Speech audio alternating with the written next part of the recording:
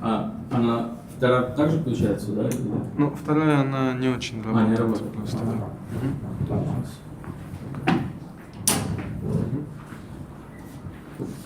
Вот там. Вот эту штуку. Ага. Да. Нет. Да, здесь. А цвет как выбирать? Цвет вот здесь. Ага. Здесь ширина. Нет, ширина начинает трогаться, она очень тонкая. Вот это самый толстый. Ага. Да. Ну, здесь Ну да. И чтобы сделать новую страничку вот здесь вот нажмите, и чтобы скроллить здесь вот пальцем.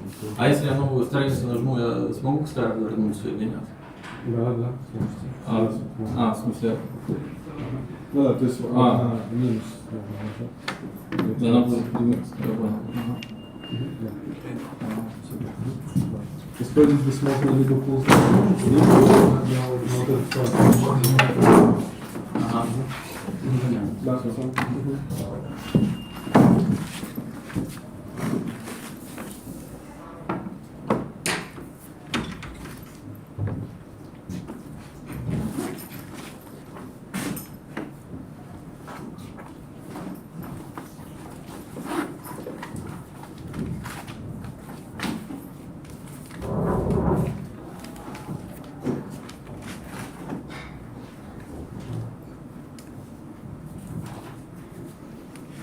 Да. Хорошо, давайте начнем.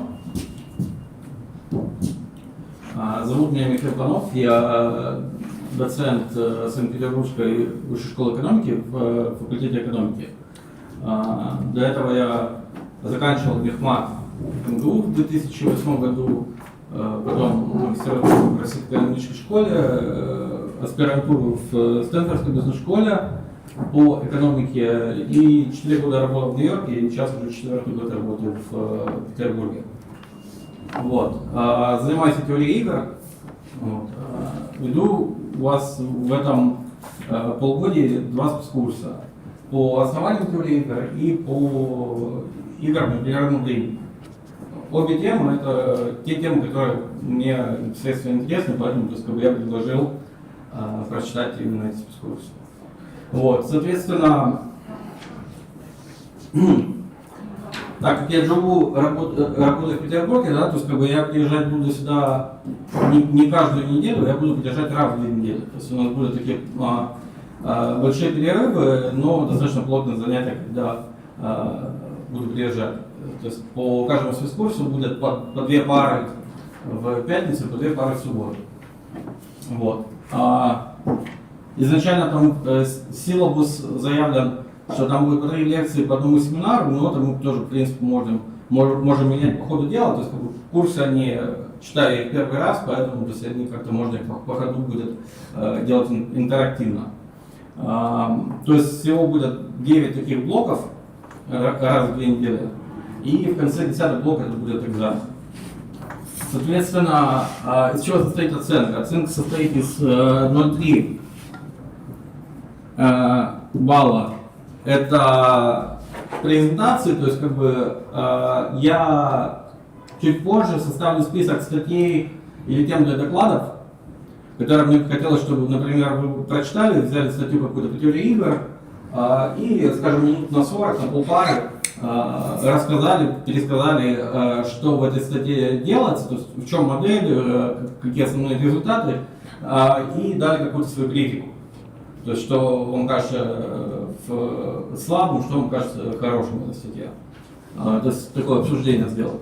Вот, в принципе, то есть, за полгода, да, за эти 9 блоков учебных, каждому нужно выступить по 1 разу. Вот, то есть, мы будем так выделять пары, когда студенты будут выступать, и это дает 0,3 оценку. Следующее 0,3 оценку дает, кто-нибудь был в математических лагерях в школе? Вот, не в сборах перед Российской Олимпиадой, а вот именно в таких долгих математических лагерях, таких по 10 дней, по 12. Слышали такое непрерывный конкурс решения задачи? Вот, в общем, будет непрерывный конкурс решения задачи. Это что такое? То есть я запущу список какой-то, но он будет в конечном итоге зависеть от количества людей, которые будут на курсе. Ну, например, скажем, там будет 50 задач. Задачи будут и сложные, и простые. Каждая задача будет иметь сколько-то баллов. Скажем, там 4 балла. Так, извините, куда у меня? А как это вернуть? На нижней панельке там. Это она. Ага. Точно?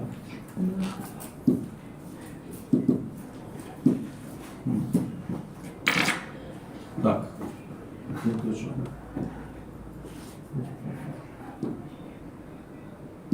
Окей. Ну.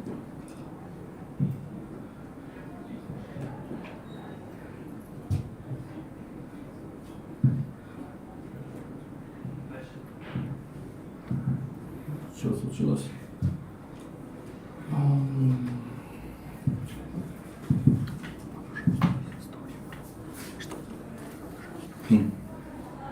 Сейчас, момент.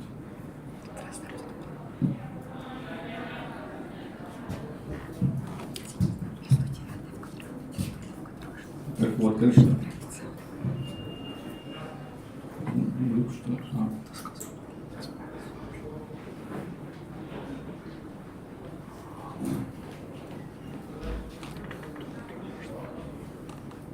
Как начать новое? А кто-нибудь умеет с этим обращаться вообще? Так. Потому что можно сказать, чей тоже будет. Он же крыл. Так. Чем ты взял новую страницу? Вот так. Да, то есть у нас 0,3. 0,3 это доклад. 0,3 это будет задачи. Примерно система будет такая. То есть я вам дам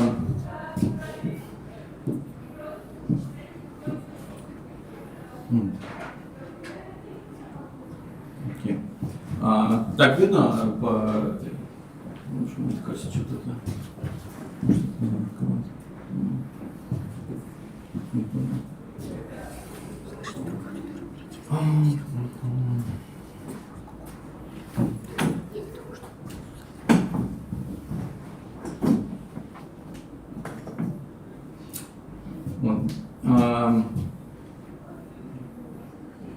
Может, рядом с карандашом этот треугольничек? Вот рядом с карандашом такой треугольник черный. Вот это? Нет, вот это.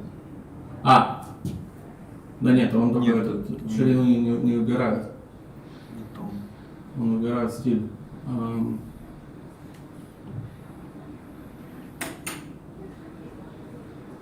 Можно типа вот так вот сейчас как-то растянуть, что ли. Вот там внизу, наверное, увеличительное, это 98%. Ага. Ладно, спасибо. То есть что получается? Ага. 700, наверное, много.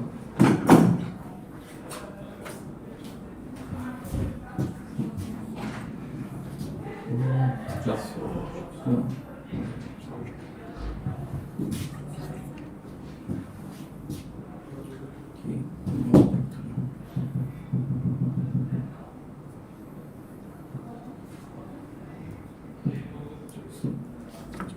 Ага.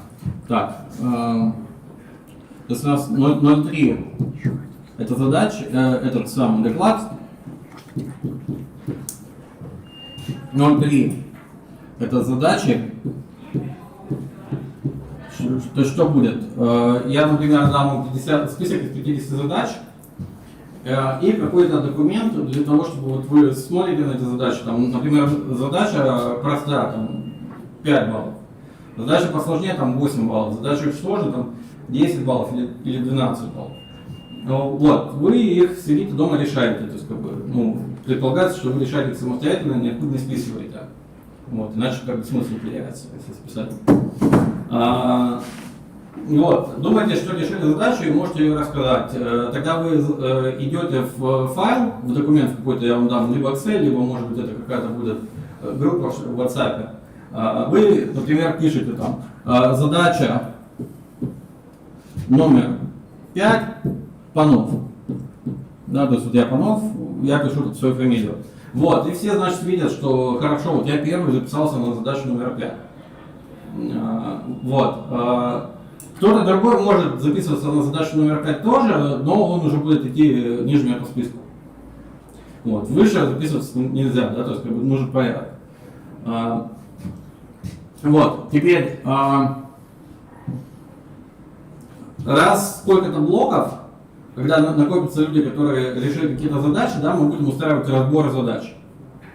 И, соответственно, вот как бы мы соберемся все, и будет по очереди вызываться, например, то есть если я записался первый на задачу номер 5, я выхожу и рассказываю свое решение.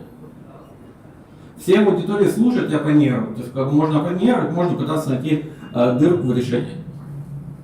Если я рассказал правильно и заделал все дырки, которые мне указали, и все проголосовали, что решение верно, да, то есть мне задача засчитывается за столько баллов, сколько она есть. Если кто-то нашел в моем решении дырку, я не смог ее заделать, и никто не смог заделать, да, то есть как бы у меня этот выход загорает.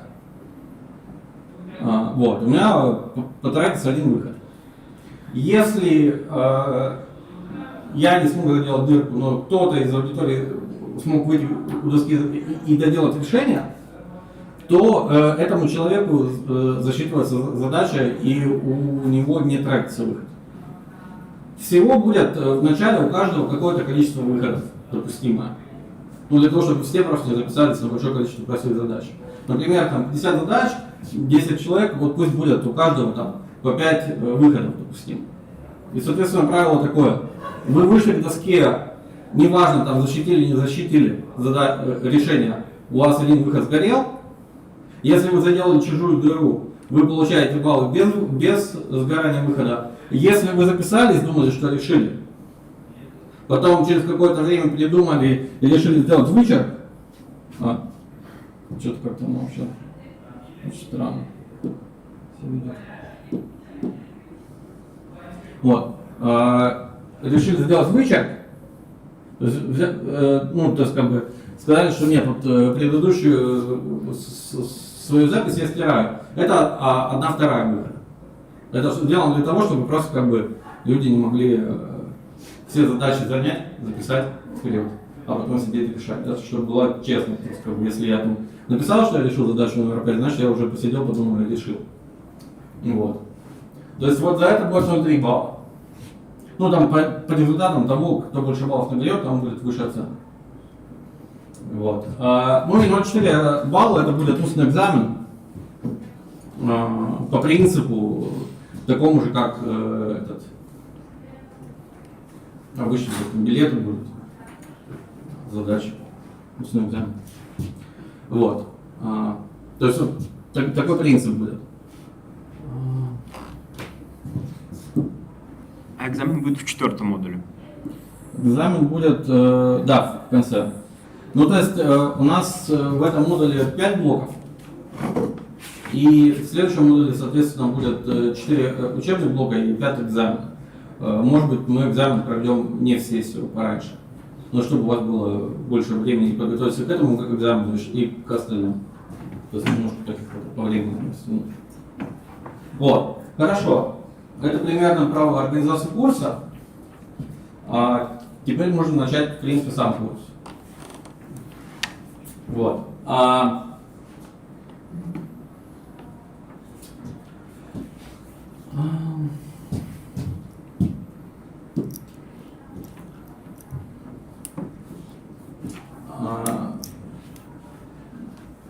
То есть у нас основание теории игр. Прежде всего надо начать с того, что такое теория игр. В экономике есть такая дисциплина, называется теория принятия решений, или decision theory. Это ситуация, когда у вас есть какой-то агент, человек, фирма, и этот агент должен принять решение в условиях какой-то неопределенности.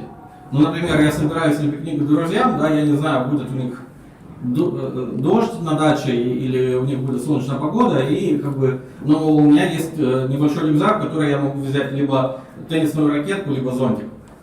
Вот, я перед тем, как поехать на пикник там к ним должен принять решение, что мне сделать. Но я не знаю, что конкретно будет. Вот. Но в зависимости от того, что я сделаю, у меня может быть либо хорошо, либо плохо. Вот. Когда у нас решаются такие задачи, да, теория нахождения таких оптимальных решений, она называется decision theory в экономике. Теория игр — это multi-person decision theory. То есть в предыдущем примере я рассказывал про ситуацию, когда есть погода завтра, она будет либо дождливая, либо солнечная, но как бы эта погода, она не игрок. Это просто как бы вот какое-то решение неопределенности. Вот. А в каких-то ситуациях у меня часть неопределенности, с которой я сталкиваюсь, она зависит от действий других игроков, других людей. Вот. И, соответственно, как бы теория игр, она описывает ситуацию, когда у вас есть несколько агентов, несколько игроков, они каждый пытаются принять и сделать оптимальное для себя решение, но то, что они в итоге получают, зависит не только от того, что они сделали, но и от активных действий других агентов. Вот. То есть по-другому, в принципе, теория игр — это не совсем удачное название. Обычно, когда просто люди спрашивают, что такое теория игр, думают, что это про какие-то компьютерные игры или еще про что-то. То есть как бы это название такое было впервые дано, но оно не совсем удачное. То есть как бы более хорошее название — это multi-person decision theory. То есть как бы теория принятия решений многими игроками. Ну и то есть появилась она с работ фон Ноймана и с книги фон Ноймана Моргенштерна примерно там с конца 20-х годов, и книга вышла в 1944 году, вот первая большая книга такая, на 1000 страниц примерно. И с тех пор она стала применяться достаточно много где, то есть она применяется в экономике, она применяется в биологии, применяется в компьютер-сайенс.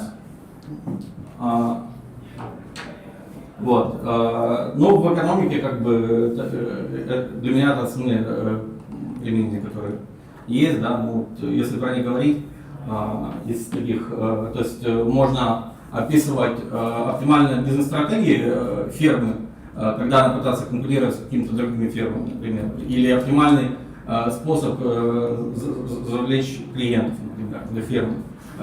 Обычно это описывают в виде теоретики игровых моделей. Большое применение теории игр современной возникло, когда возник онлайн-рынок продажи рекламы. Вот если вы посмотрите на большие компании, типа поисковики, типа Яндекс, Google или social networks, типа там Facebook, они большую часть своей прибыли генерят за счет того, что они продают рекламу. Но эту рекламу они продают с помощью достаточно сложных аукционов. И вообще понимание, как эти аукционы проводить и какие из этих аукционов будут хорошие или нехорошие, оно пришло к нам только после того, как появилась достаточно хорошая теория аукционов в 80-е 90-е годы на базе теории игр. Вот. Ну, также есть большое приложение теории игр в различных, то, что называется market design. Это когда, например, правительство нанимают каких-то экономистов и просят их сделать какие-то правила игры для какого-то рынка. Вот. И эти экономисты сидят, пытаются создать какую-то простую теоретико-игровую модель, ну, как бы простую относительно ситуации, но, может быть, не самую простую. И, исходя из знания своего понимания теории игр, думают, что вот эти правила будут лучше или хуже. Вот. Ну и, соответственно, первая часть курса, она будет просто про что? Смотрите, теория игр, ей уже больше 80 лет, если там брать с 20-х годов еще, это уже почти 100 лет. За это время появилось достаточно много моделей, достаточно много solution concepts в теории игр. Вот. И вопрос, как вообще в этом всем разобраться, что значит solution concept какой-то, а что он не значит. То есть, как бы, как научиться их просто отличать, и если вы хотите их применять, как их применять осмысленно, а не бездумно. Вот. Ну хорошо, вот, ну начнем, соответственно, наш первый блок здесь, это будут статические игры. Здесь же, подождите, курс он на английском языке, но все по-русски говорят, да? Они учат. Okay. Okay, so so the first block is static games.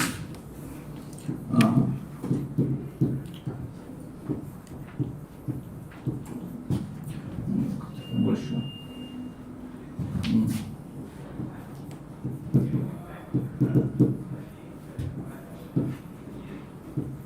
Okay, so what's a static game? A static game is a tuple which consists of the following. So it's consists of a set, non-empty set n, a collection of sets S I for I in n, and a collection of functions ui I in n. Okay. Now, so what's n? It's a set of players.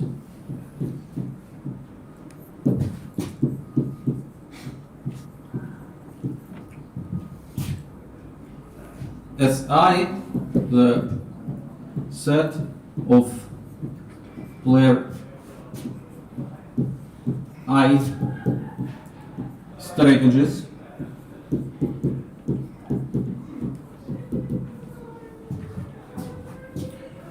UI is a function from S1 times S2 times Sn to R. It's a payoff function.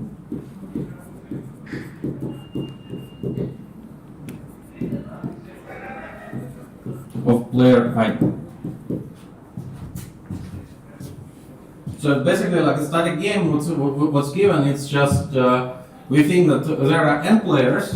Each player has a non-empty set of strategies she can choose from, and then if players together simultaneously choose some strategy profile, some selection from this product. Each player has a payoff function. So basically, like for each strategy profile, there is a function which tells that player I gets such and such payoff. You can think of this payoff as a monetary payoff, for example. It could be like how many dollars a player wins, or if it's a tournament, or you could think that it's how many points a sportsman gets from a match. It's maybe a chess match. And the payoff is either 1, 1/2 or 0.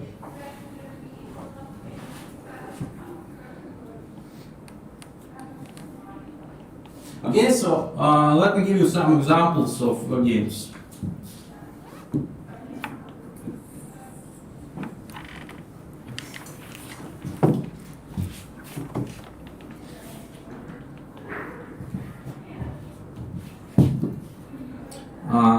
First example is matching pennies.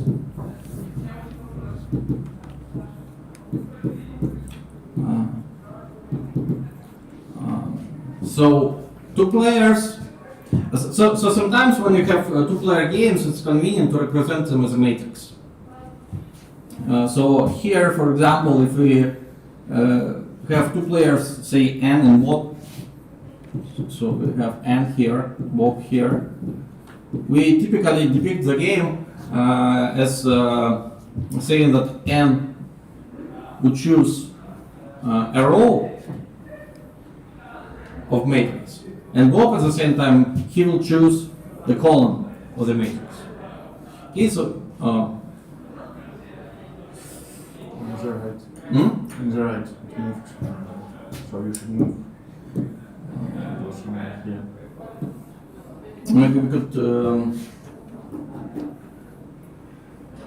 Can we have like a 5-minute break? I'll try to go to the office and ask them if they have a room with just chalk. Because I don't think it's gonna work for 3 hours.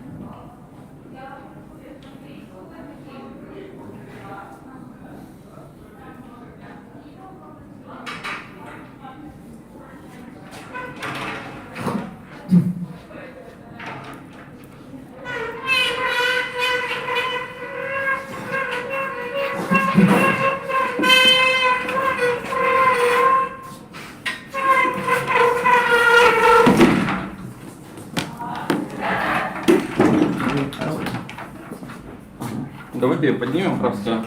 Да, на это справится, понял.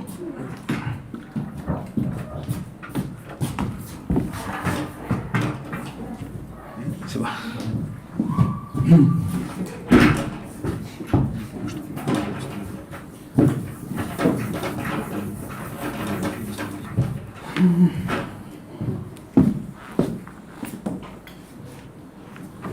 Right, so so what do we have? We have game G equals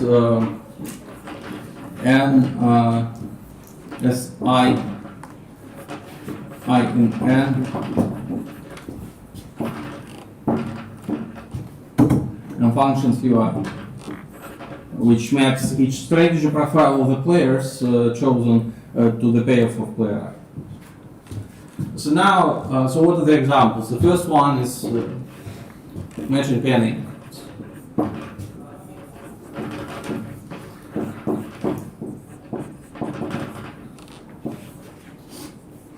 So we have it's a two-player game. So we have one player N, another player Bob, and we are presented as a matrix. So N chooses the side of the coin, heads or tails, and simultaneously Bob chooses heads or tail.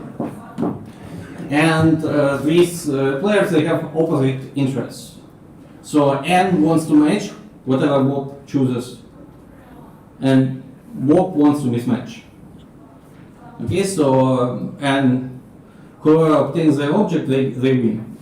Okay, so if in terms of pairs, so if Anne plays heads and Bob plays heads, she gets +1. So this is the first pair. Typically in the matrix, we will have a pair of pairs.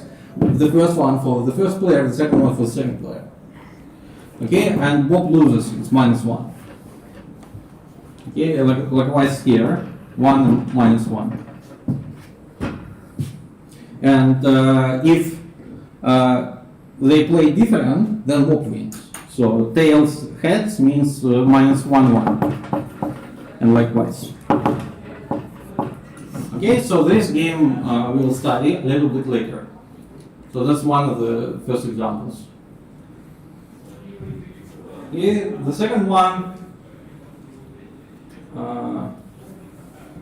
is a rock, scissors, paper. It's basically like, if you think about it, it's almost like rock, scissors, paper. only for two selections. Okay, rock, scissors, paper is like matching panes for three actions. Okay, so we have three. Number two, it's rock, scissors, paper. Okay, it's basically again two players. They have Anne and Bob. They select simultaneously rock, scissors, or paper.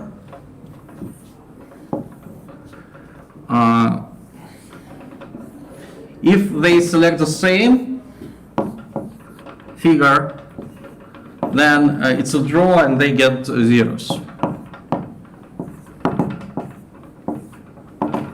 Otherwise, scissors lose to rock, so it's -1, but win against paper. -1. Rock against scissors wins, 1 -1. Okay, I'll skip the semicolons. And rock against paper loses. Paper against rock wins, and paper against scissors loses. Okay, so that game might be a little bit more familiar, and that's a formalization of this game. The next one is Prisoner's Dilemma. The name was coined by Harold Kuhn, the guy from Kuhn and Tucker theory. It's one of the most important games. Appears in many situations. The story is a little bit made up, but in economics it just happens often. Something like prisoner's dilemma situation. Okay, so now imagine that a policeman. There has to be 0, right? 0, 0. Yeah. Sorry. Yeah, good. So imagine that the story behind the name is, okay, so this made-up story. A policeman catches two prisoners, Anne and Bob. And this Anne and Bob, they committed a crime, but the policeman or the prosecutor, she couldn't prove it. She needs a confession to get. So far, she only arrests them for, say, minor offense, which would result like in small penalty if they both keep silent. So the policeman or the prosecutor takes Anne and Bob to two separate rooms, okay, and then tries to make a deal with each one of them, and says that, look, you have two options. You could keep silent, okay. Silent.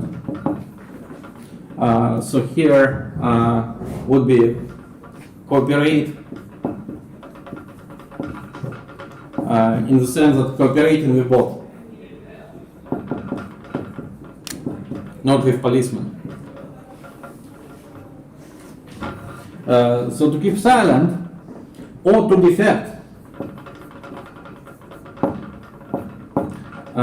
Meaning to confess that you have committed the crime, the two of you. And similarly, Bob, he can be silent or he can confess. So now, if they both stay silent, they get a small charge. So it's basically like they get 0 effectively. And if they both confess, they lose, they're going to be put in prison, say, for 1 year.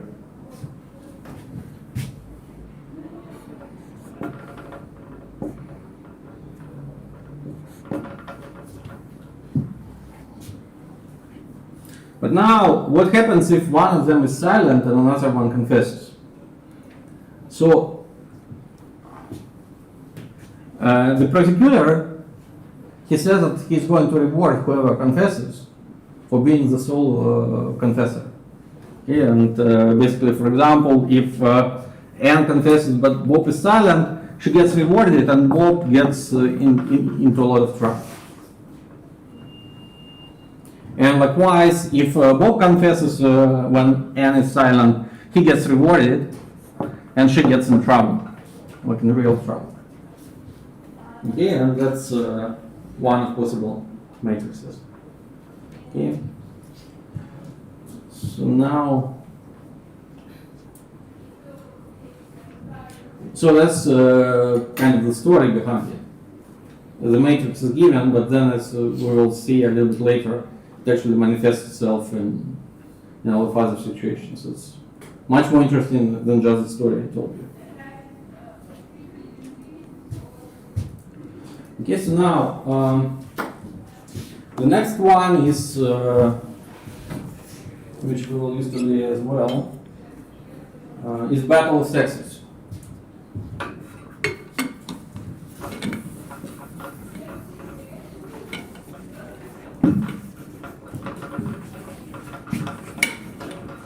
Okay, so we would not need for free people anymore.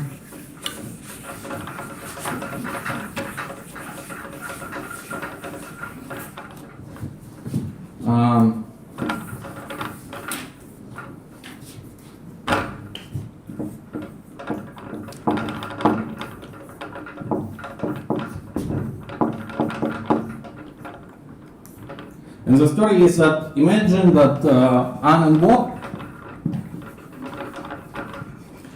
they want to go to a concert tomorrow.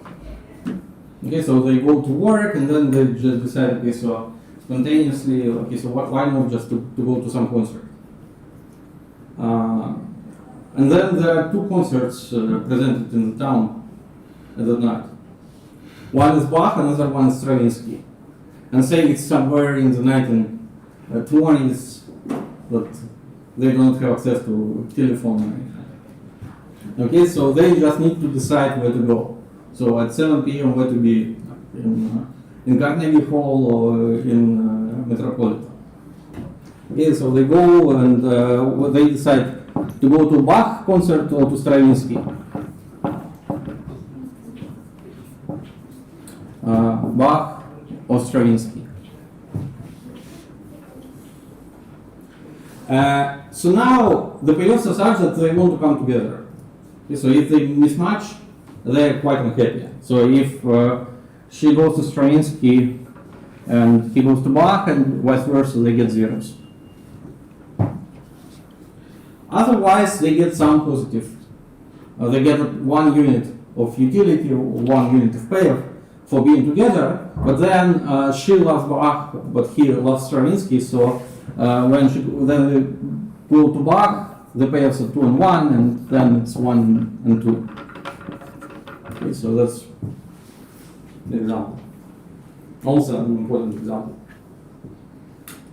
Yes. And finally, the game also. So that would be number. It's number 5. Cournot competition. Cournot Opel.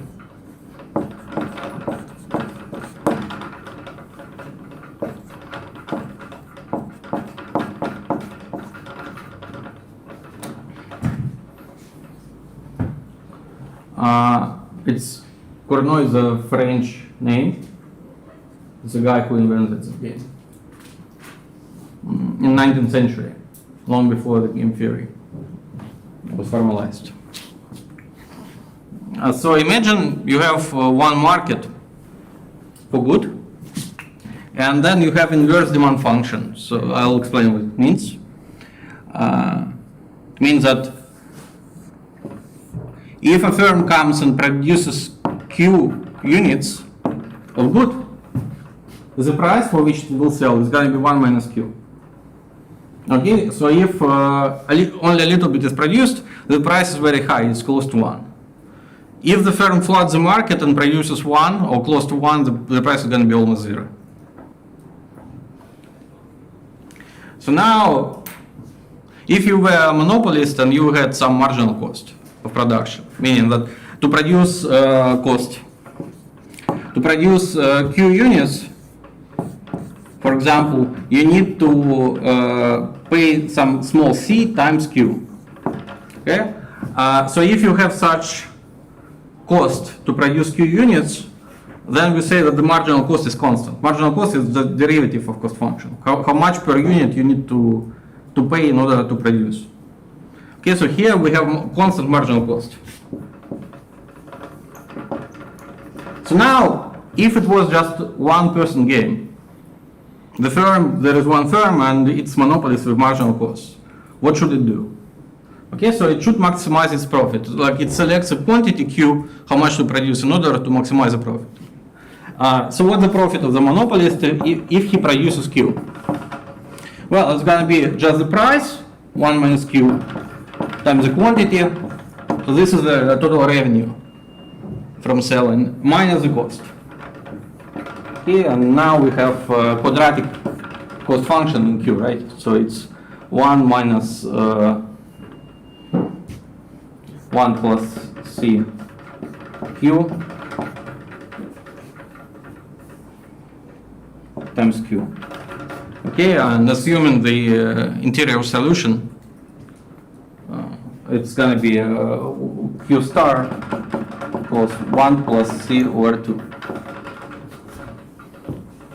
In particular, if C is 0, the optimum is to produce 1/2 and sell at price 1/2. The higher the cost, the smaller you want to produce. Those quantities. Okay, and now this is true for C between 0 and 1. So now, more interesting thing is just what happens if there are several firms. No, specifically, like for this lecture, it suffices to have 2. So now suppose we have firm 1 and firm 2. Okay, and then this firm has C1 marginal cost. Say in 0, 1. And firm 2, it has C2 in 0, 1. Okay, so now what's the game? The game is just firm 1 and firm 2, they simultaneously choose how much to produce. Okay, so firm 1 can choose any Q1, say in between 0 and 1. The other quantities are irrelevant. And Q2 also, firm 2 chooses another quantity. And now, if they supply it to the market, the price is going to be P is going to be maximum of 0 and 1 minus Q1 minus Q2. Just in case they were produced, price doesn't go below 0. Okay, so now, so we have 2 players here, right? Firm 1, firm 2. What's the strategy for firm 1? The strategy, the set of strategies is just this interval. It's continuum of strategies. And for firm 2, it's also continuum. So now, where are the pairs? The pairs, they would be this, for firm 1, the pair function is, which depends on, it's going to be on actions, on strategies, 1 minus Q1 minus Q2 times Q1 minus C1 Q1. Okay, and this is a utility function of firm 1 if they take strategies Q1 and Q2. Alright, so that's a game. Now I cannot draw it as a matrix because it has continuum of strategies, but still fits the definition.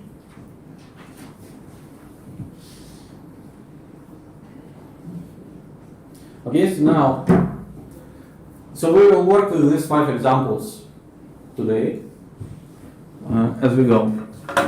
Okay, so can I erase? Okay, so now, so what do we do with this static game? So basically the idea is just, look, we have some situation of interest, like maybe economic situation, maybe political situation, we try to represent it as a game. Draw it as close as possible.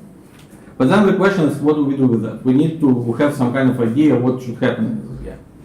For that, we will use a solution concept. Okay, but now there are multiple solution concepts proposed. The question is which one. It will depend on what do we assume about the situation. Okay, and so far I'm going to present you a couple of solution concepts closely related, and tomorrow we will have another two.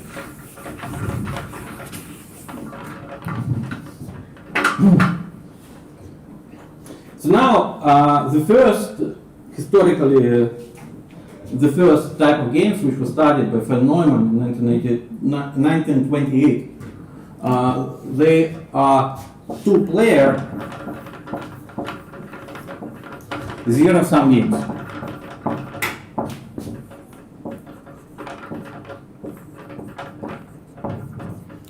So what does it mean they're zero-sum? That means that we always have that payoff of player one for every strategy profile of these two players. So this is a small s. Okay, so sometimes, like when I have a set of strategies, I use a large s. And for small s, it means a particular selection. I see. Okay.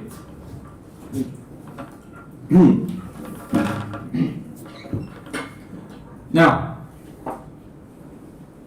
so zero-sum game means that we always have the following identity. For every strategy profile S1, S2 played in the game, what player 1 gets is the opposite of what the other player gets.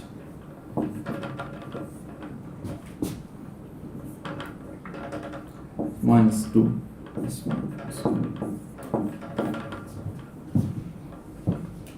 Okay, so simple examples, just some competitive games like chess.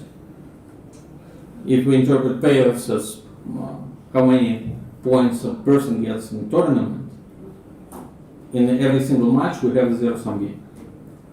Only it's not going to be a static game, it's going to be a dynamic game. We will cover them later. But okay, so any pure competition is a zero-sum game.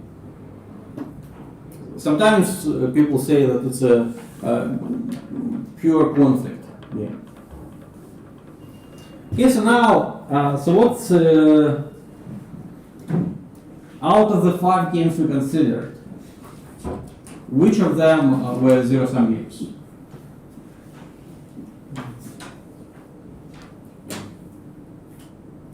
The first one? Matching tennis. Matching tennis, yes. Good. Rock, scissors, paper. Yeah. And the rest were not zero-sum. So now, if I, for example, have some game which is zero-sum, and I want to do the following, I basically draw payoff of player 1, draw payoff of player 2, and for each strategy profile, I drop a coin which corresponds to the strategy profile. In zero-sum games, all the strategy profiles, they're going to be aligned on line U1 equals to minus U2.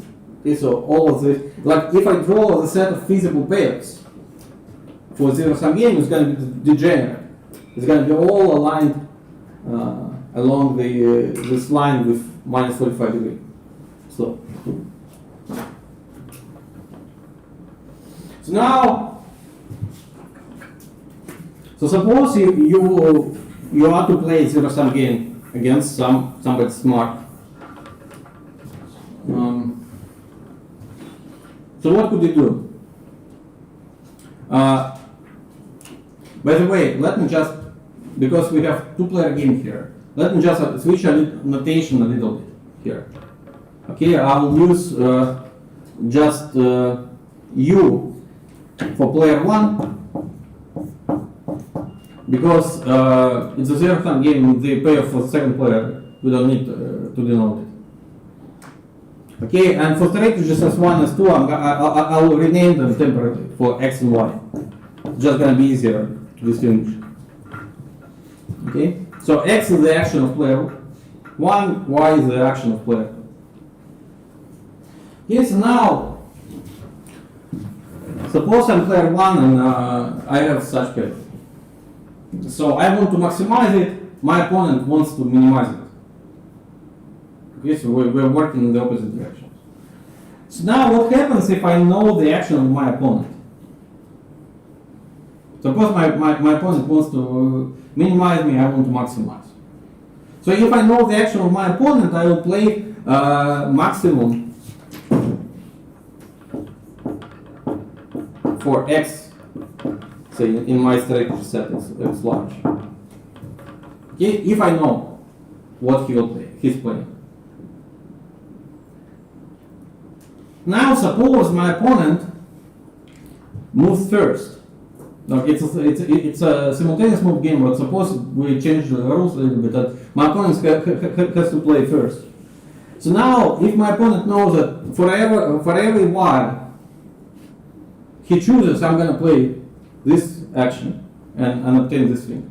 So I'm going to play argmax of this. Okay, and I'll get this payoff. The opponent will try to select Y, which will minimize it. Okay, so it's going to be minimum for Y and X. Okay, so this is called min-max value for this game. So now, alternative could be just I'm forced to move first.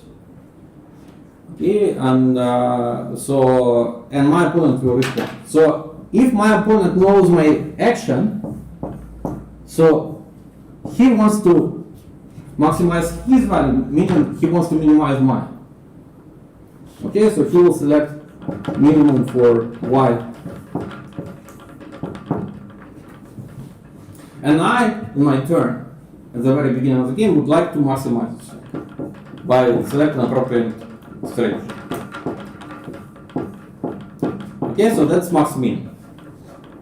Well, so which one is bigger? Are they equal? Are they like? Is there any general relation between them? Okay, so suppose you were to play some game like a zero-sum, like poker or like matching pennies or rock scissors paper. Okay, so suppose you play on rock scissors paper. Whom would you? And suppose you're forced to play it sequentially. Somebody moves first, somebody moves second. So whom would you rather be? The first guy or the second guy? Yes. So the second thing is always better. Like in a game of conflict, it's not always true for general games, but for game of conflict, for zero-sum games, it's always true. So meaning that min-max is always bigger than max-min. Okay? A little bit more formal. Suppose I have min-max solution. So okay, so suppose okay, so I draw here. Player 1 selects among x's, player y 2 selects among y's. And suppose here we have min-max. Okay, so I'll draw it this. So we have min-max. Okay, so I'll draw upper bar. Okay, so this is min-max.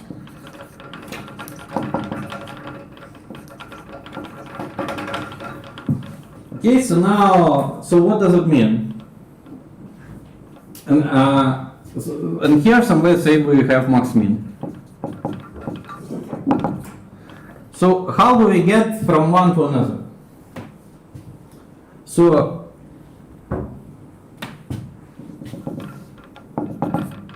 and this is x lower bar, y lower bar. So in max-min solution, I first choose x, and then my opponent minimizes. So if he minimizes with some different y, not min-max y, okay, so I will get smaller from this point than from this point. So when I move from here to there, I increase the value function u. And then in turn, for my opponent, when we move from here to there, the situation also is getting worse for her. Meaning that y, u is also increasing. So as I move this and this, on each step, I increase u.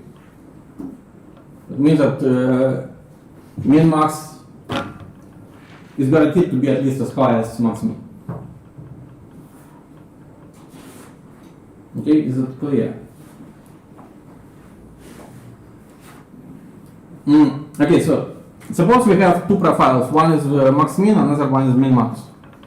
Okay, so I want to show you how we can move from max min to min max, always increasing the value function u.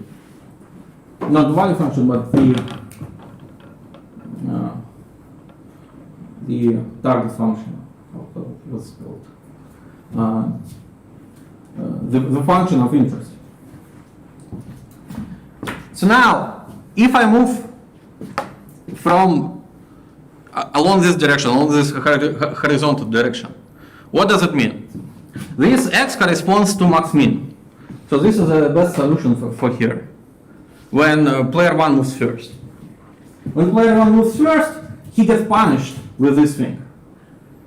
So this one, y, from min-max, may be different y, maybe not the optimal punishment. So as we move here, player 1 is punished less. Player 1 is punished less means that u increases.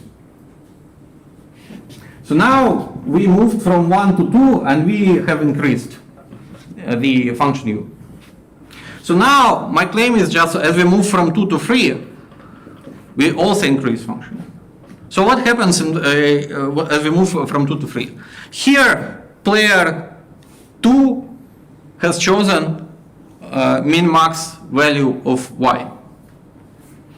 Okay, so she has chosen already this one. And then player 1 punishes. Okay, so the optimal punishment is this one against this y, by definition. And this one is not optimal punishment. The optimal punishment, that means that as we move here, we punish more and more player 2. As we punish more and more player 2, it means that we increase u. Okay, so now this is just how we prove it formally. Like this intuition that in rock, scissors, papers, you'd rather be second. But the problem is that the game is played not sequentially. It's played simultaneously. Okay, so now, so what happens with, by the way, okay, so let's denote this one, because it's bigger, we denote it v upper bar, and this one we denote v lower bar. It's min-max value, and this is max min value. Okay, so, so what's min-max value and max min value of matching pennies? And rock, scissors, papers. So how do we compute? Min-max value, for example. Suppose second player moves first. In matching pennies or in rock, scissors, paper. She is guaranteed to lose. Because if she moves first, okay, so the other player will beat her with probability 1. Okay, that means that this one is 1. Okay, so in matching pennies, min-max value is 1. Likewise in rock, scissors, paper.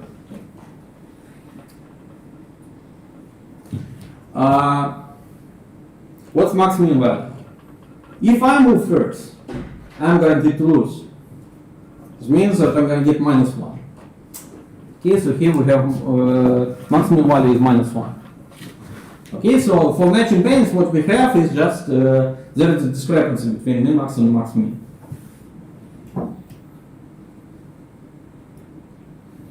Okay, so now, what's another way to interpret min-max value and max min value? Well, my max min value, if I'm player 1, is just how much I can guarantee myself by playing a pure strategy, by playing some strategy X. I select strategy, and this is my guarantee. In machine tennis, it's a silly thing because I can guarantee that I lose. Okay, and maybe better. But in some games, maybe it's meaningful. Maybe you can guarantee yourself something reasonable. And min-max value is just how much the opponent can guarantee by by opening the cards and just playing first. Okay, of course, what does it mean? We have some discrepancies. It means that what actually is going to be played is going to be somewhere in between. There's some leeway for them. There's some window to play in between of what they can guarantee. So now, so what was the first solution concept proposed in game theory for zero-sum games? The solution concept was called the saddle point. Saddle point. Okay, so we have definition.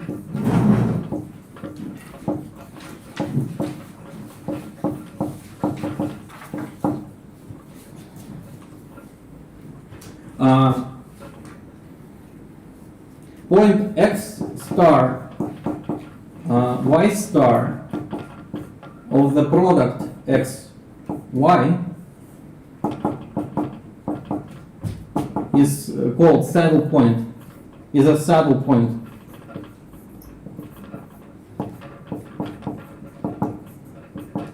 of function u of x and y if for all x, for all y, we have if player 1 deviates from the saddle point, he's worse off. U of x, y star is worse for him than to play the saddle point.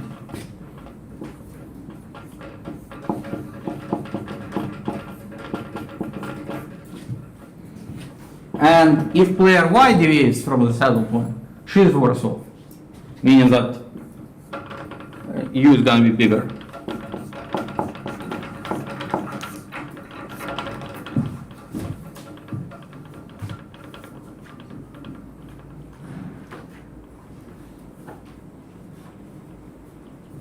So if you imagine a hyperboloid, right? So for one of them it's a minimum, for another one it's a maximum, which resembles a saddle.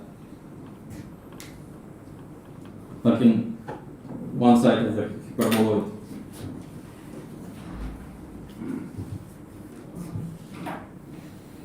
Okay, and that's the first solution concept.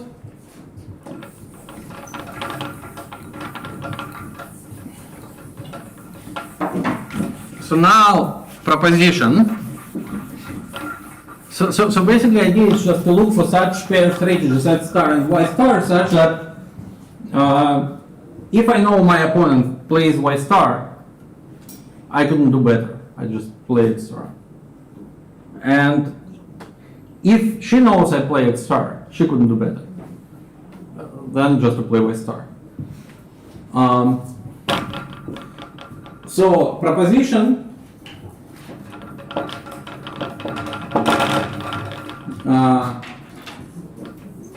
There exists saddle point if and only if min max and max min values are equal.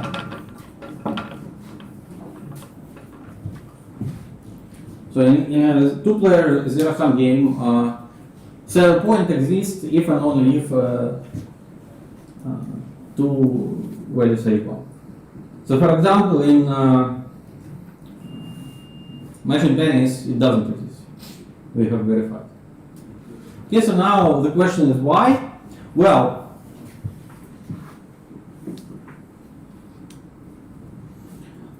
it's just because, look, this value, the value attained, but suppose, how to prove it?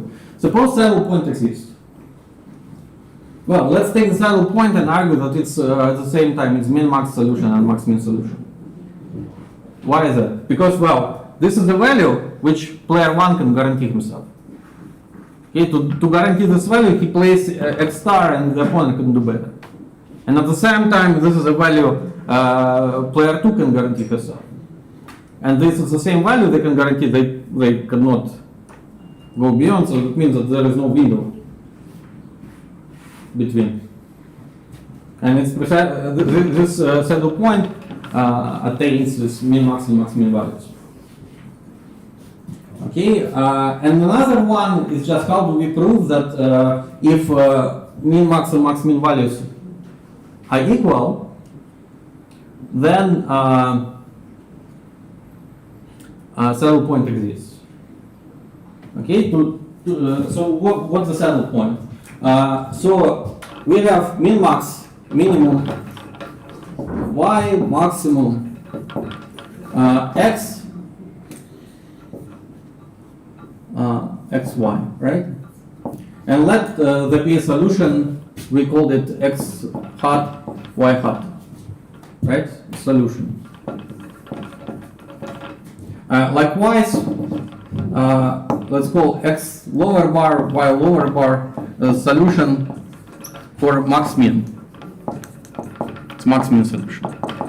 Okay, so my claim is just then the following: x lower bar, y upper bar is saddle point.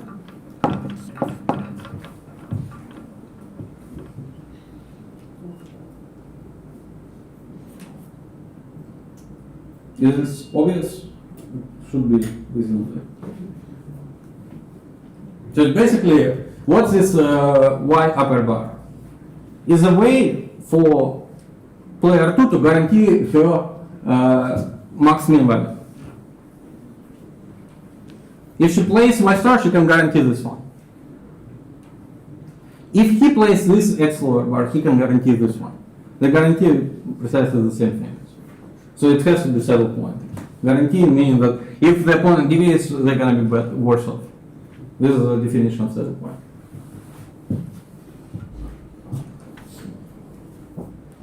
So now, the idea was the following by von Neumann, that look, if you have two smart players and they recognize that they are playing zero-sum games, they will try to kind of guarantee themselves at least something.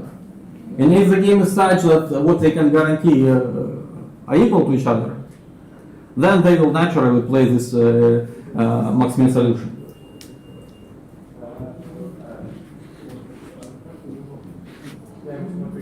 We will discuss whether it's true or not that they should play this one.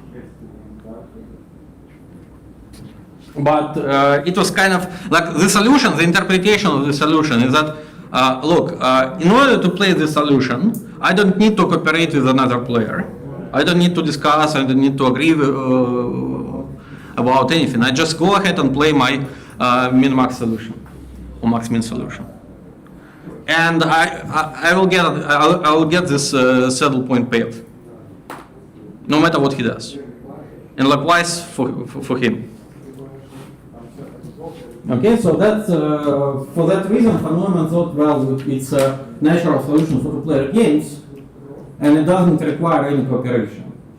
It's like truly non-cooperative solution. But now, okay, so we have seen that it doesn't exist in some games. So what to deal? How do we deal with that? So let's take match in tennis one more time. So now suppose we actually choose a match in tennis, we choose simultaneously. So what happens, I want to play some strategy, you want to play some strategy. So if my strategy is always to choose either heads or tails, it's not going to be a good strategy, because if it becomes known what my strategy is, I'm going to lose. Okay, so how can I protect?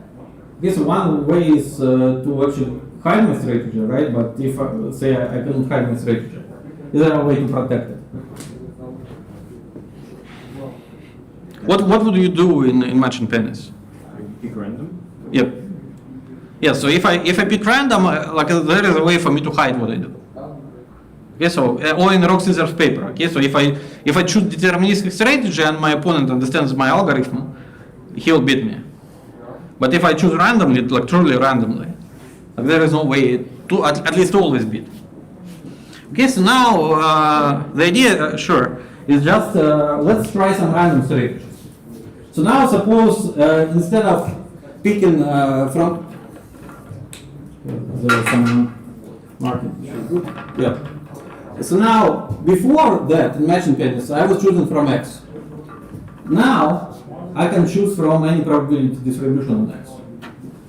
Okay, so I can choose from this one. My opponent also understands that and she will choose from some distribution on Y. Okay, now we have this larger set of strategies. These types of strategies they are called mixed strategies.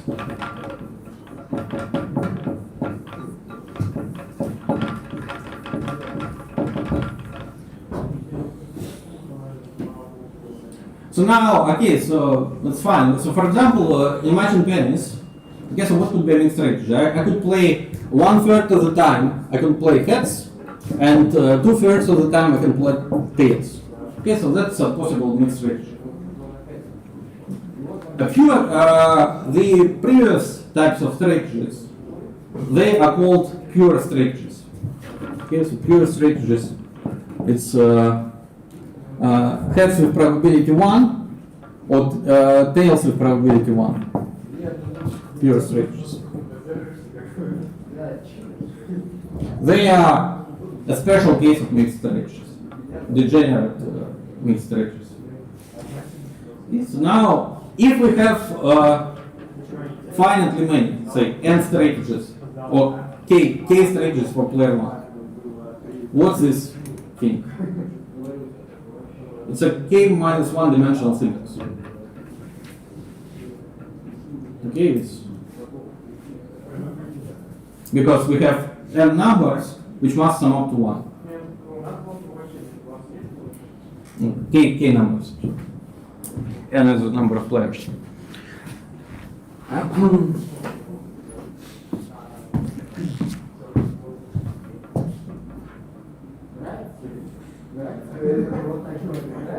So now, so how would you assign pairs? For example, in matching pennies, when n plays something like that, and Bob say plays another one, say 1/4 heads and 3/4 tails. So how would you assign pairs?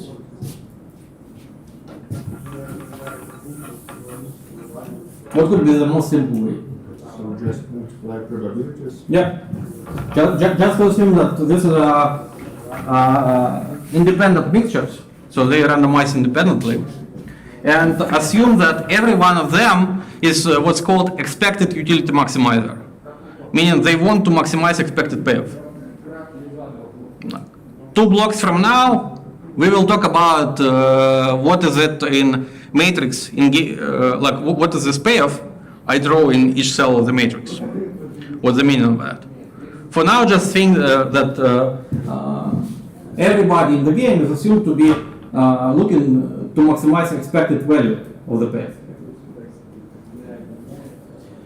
If somebody had some familiarity with macroeconomic theory, it doesn't mean here that if a person maximizes this expected payoff, it doesn't mean that the person is risk neutral. Because payoff is not dollars amount. It's not in terms of dollars amount. It could be something else. Like a person could be risk averse. But we'll talk about a bit later. Just a side note for now. Okay, so here assume that everybody is expected utility maximizer. Everybody wants to maximize expectation of the payoff. Okay, so what's the payoff for player 1 in matching pennies? From this strategy profile, how do we do that? It's 1/3 times 1/4 is going to be heads, right? So it's 1/3, 1/4 is going to be heads, so Anne wins. Okay, and she gets 1. whenever she loses, she gets minus. And another way for her to win is tails tails, right? So it's plus 2/3 times 3/4 times 1. This is when she wins, and then when she loses, heads, tails she loses. So it's minus 1 times 1/3. I'll do it like that. 1/3 times 3/4 times minus 1. And finally, she loses tails heads. So it's 2/3, 1/4, 1/4, and then minus 1. Okay, so what's that? It's 1/12 plus 6/12, so it's 7/12 plus minus 3 minus 2, so minus 5/12. Okay, so it's 1/6. Okay, so this is a payoff for n if this profile of mixed ranges is played. So it's expected utility. Yeah, it's an expected payoff. Expectation. Okay, so now assume now that everybody in this machine learning game, they can choose any mixed strategies and they care about expected payoff computed according to this rule. Okay, so the game like that, sometimes it's called mixed extension of the original game. Okay, so because we allow for mixed strategies. Okay, so now Why minus? Because she loses here, right? And then 7 minus 5. Just a second. 1/3, 1/4 is 1/12, 6/12, 7/12. 1/3, The result is 1/6, yes? yes. Is it? It's not. I often make arithmetic mistakes, so. It just looks like you've written minus 1/6. No. It's it was from the old. No, like from the previous page. So now, okay, so let's look at this machine pen game first.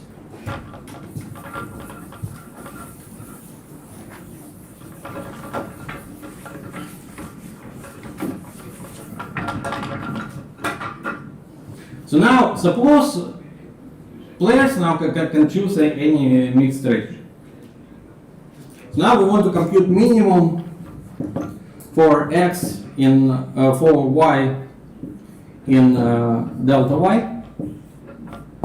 maximum for x in delta x of u of xy. So now, if I'm in machine pen, suppose I want to minimize the first player as hard as possible. Okay, so how to minimize? So suppose y equals to some probability, say alpha times heads plus 1 minus alpha times tails. So against the strategy, so what could another player do? So we want to select alphas between 0 and 1 in such a way that it's going to be the worst strategy for player 1. So now, if player 1 replies with heads, she will get alpha. If player 1, if n, replies with tails, she will get 1 minus alpha. Okay, so now, when she picks another randomized strategy, the value of the strategy is not higher for her than the value from the extreme point, because the value is linear. Okay, so if n, when she best replies, when she plays maximum x in response,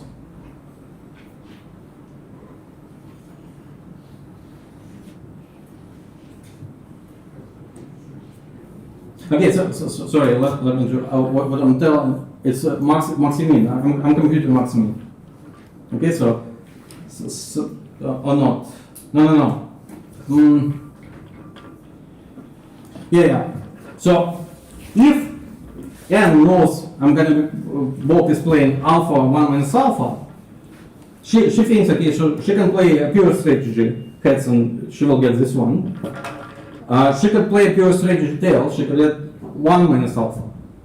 If she plays any mixture, she gets a mixture of these two pairs. Okay, so it's a linear mixture. The linear function is maximized at the extreme point, at one of the extreme points. So she can get maximum of the two. And now the question is, we want to minimize it for alpha between 0 and 1. It's minimized when these two things are equal. Okay, and they equal to 1/2.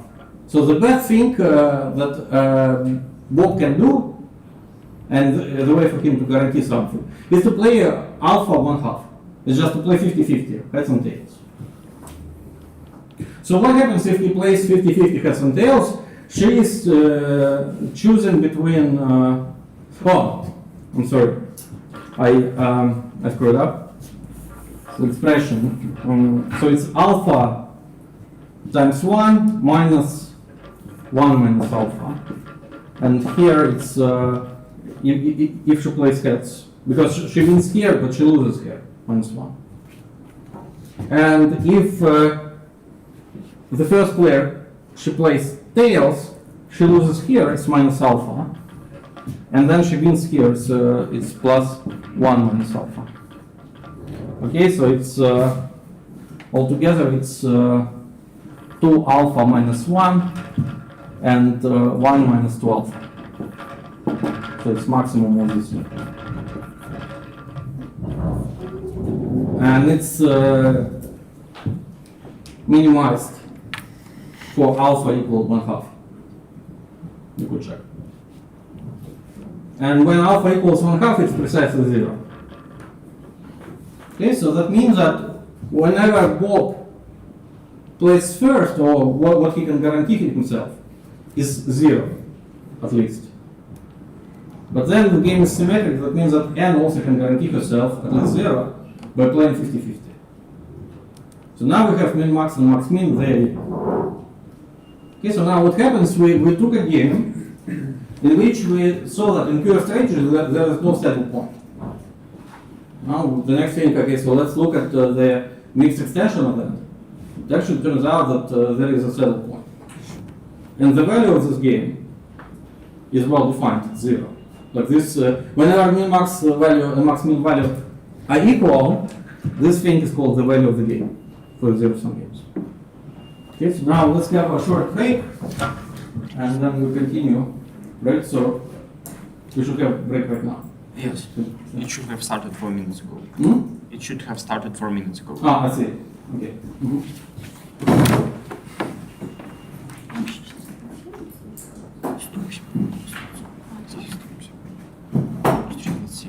Следующий.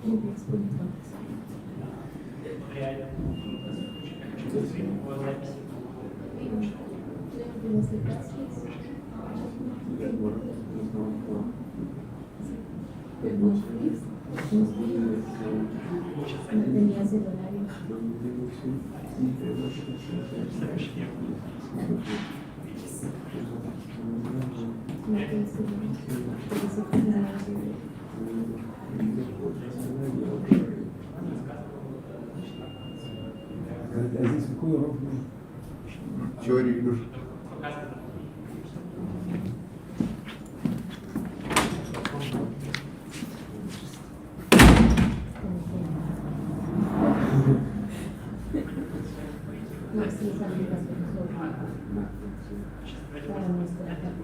Otras publicidades son todo el tiempo.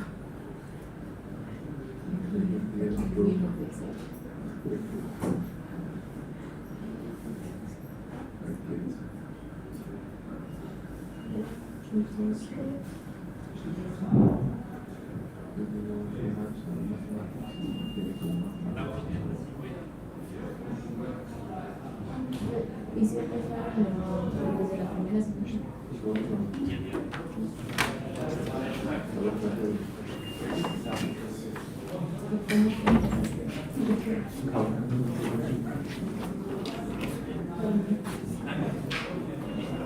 Los primeros de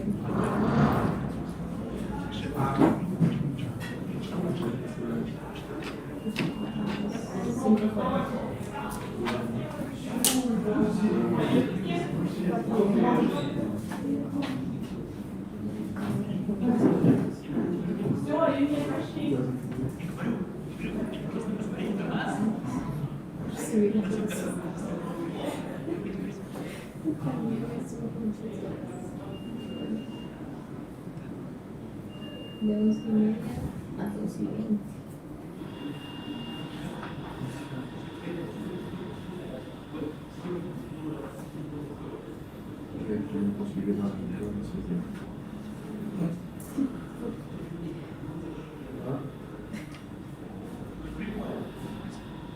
Es plan.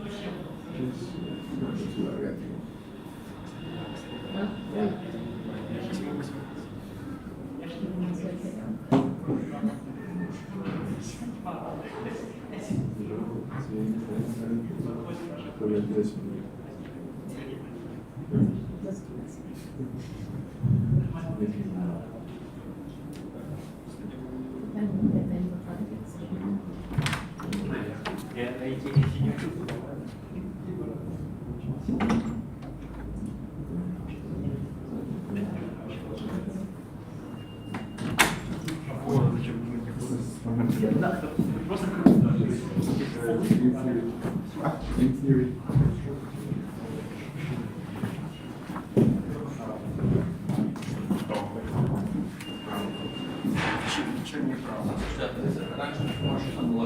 А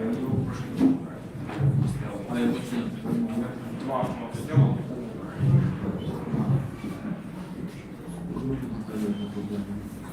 То есть против столовой ешь. В конце. Налево.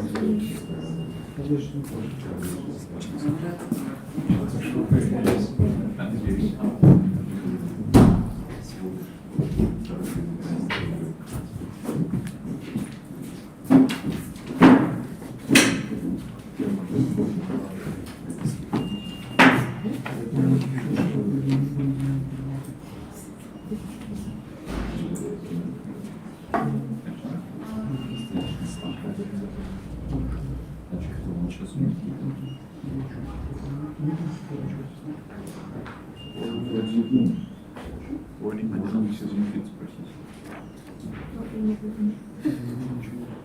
Ну да. Ну да, вроде ладно, часто рассказываю. Что тут рассказывают про лимбические системы? Какой-то момент из этого был. Ничего. Тут нет короче, все, что может самое.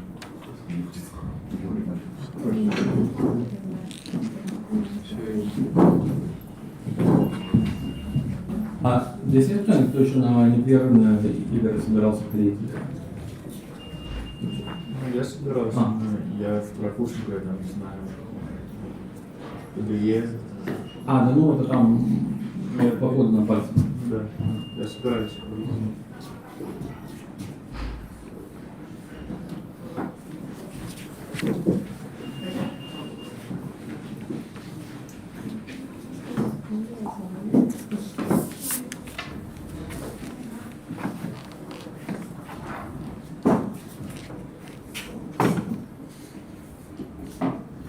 А здесь все в основном второй курс или третий? Или какой? Да, по-разному. По-разному.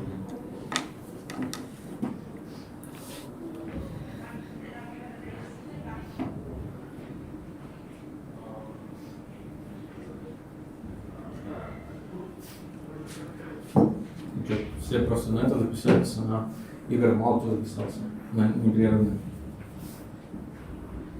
А там еще поменять можно. Ну да. Можно и на то, и на то. Там небольшое пересечение по материалу. После игр на перерывном времени можно сразу статью писать. Ну, то есть, ну, как бы, прямо на фронтир.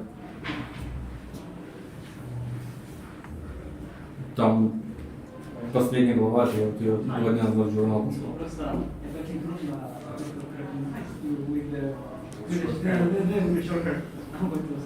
удачно. Здесь тяжелее надо написать.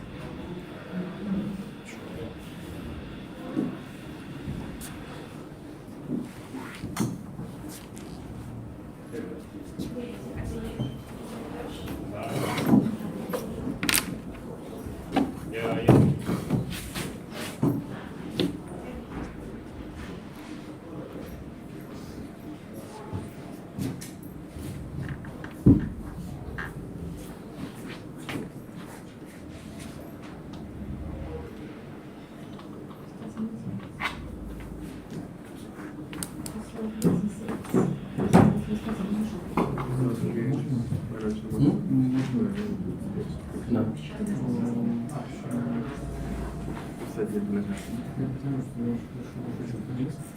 Ага.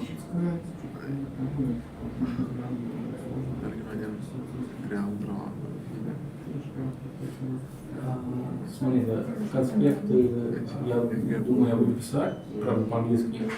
Ну, то есть, в целом, на написано. То есть, вот по этим лекциям я как бы постараюсь сделать.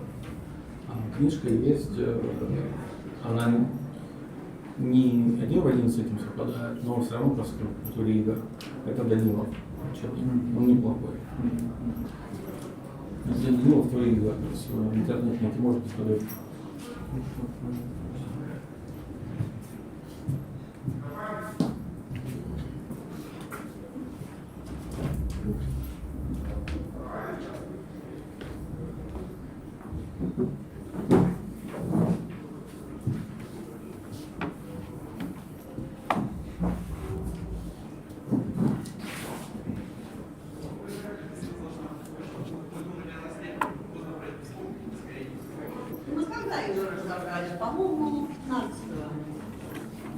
Ее сюда не позже, да? Но мы ее сами устанавливали, собирали. Какая-то есть проблема, еще лучше, там учебников-то нет. Даже на английском. Потому что новое, это активно развивающийся отрасль.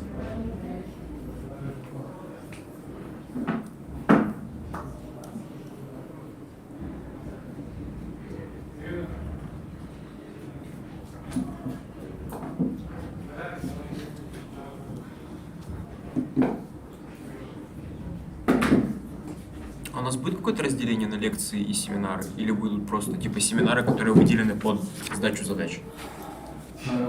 Ну, оно такое, формально не будет, то есть это будет примерно так, это как пойдет. А, Вот. Ну, то есть какие-то, когда будут семинары по сдаче задач, они будут заранее объявляться. И там семинары какие-то под доклад. Но также я думаю, что добавлю какие-то семинары, где будут просто решения задач. Может быть. Может завтра получится провести такое. Посмотрим, как материал сколько пройдет.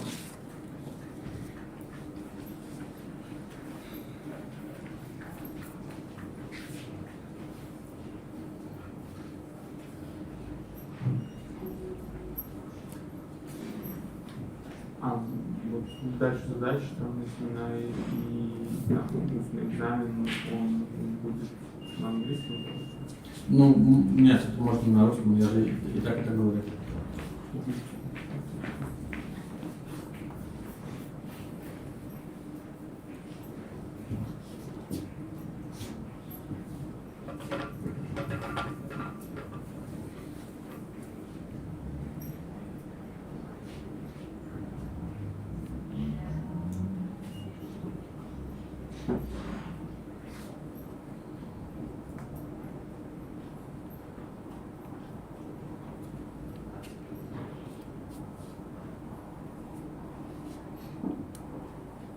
А сейчас полпятого должно начаться или сколько? в 16:20. А, в 16:20 начался. Они 20 минут или 10 минут перерыва? Перерыв 10 минут. Перерыв Ну, там с 16:10 по 16:20. А, я что думал 20. Хорошо. Ладно. Okay, so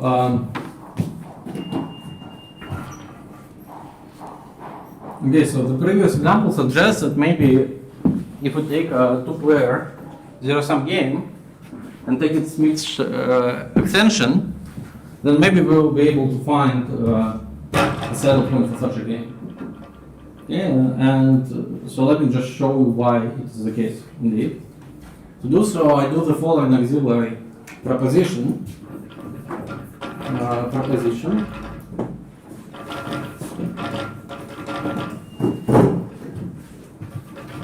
Let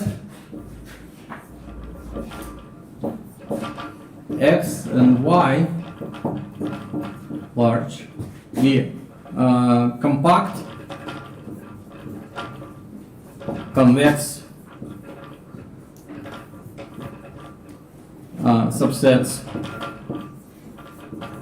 of Euclidean spaces.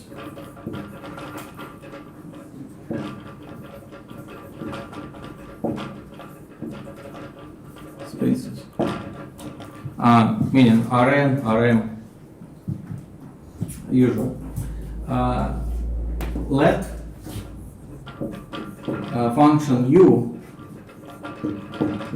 x, y to R be continuous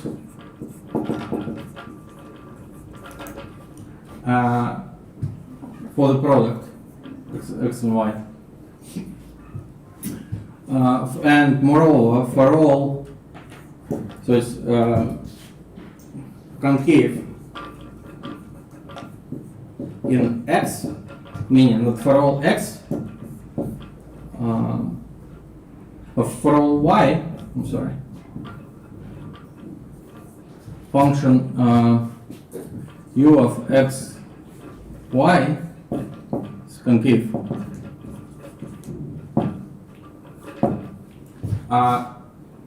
Convex in y. meaning that for all x,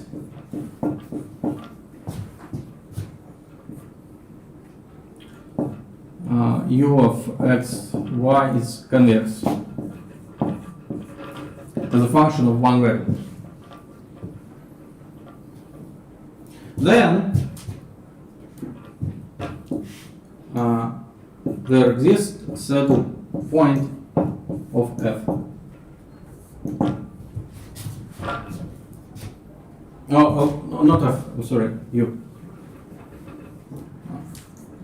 Function. Then u has a saddle point. Okay, so basically what it takes is just we need to have compact convex sets and concave convex function, continuous function. And then every concave convex function has a saddle point.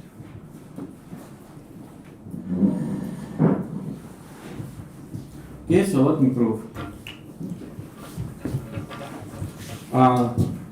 Suppose first, for simplicity, suppose first that f, that function u, sorry, u is strictly concave and convex.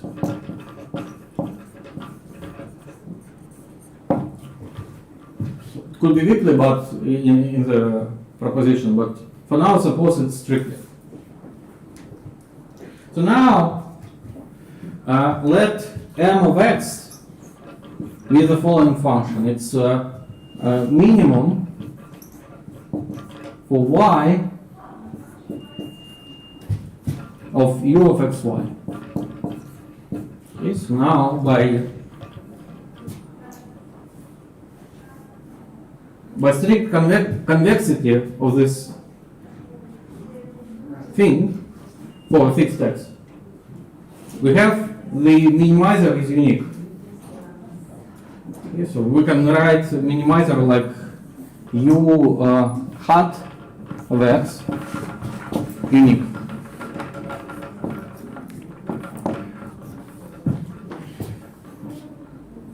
Now,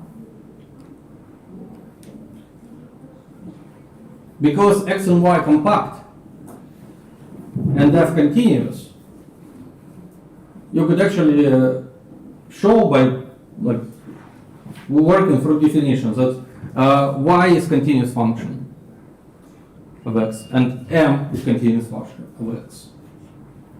If you change x a little bit, this thing doesn't change drastically. Because function u, it's continuous on a compact set. Means it's uniformly continuous. Means that it's a whole thing, the whole line of values of u doesn't change much. So it's just exercise. Show that function m of x and u hat of x, which is arg maximum of this thing, are continuous functions. So now m of x is continuous function, it attains maximum on x. Okay, so let x star be the argmax. So this thing is by definition it's argmin y u of xy. Okay, so let x be argmax of mx.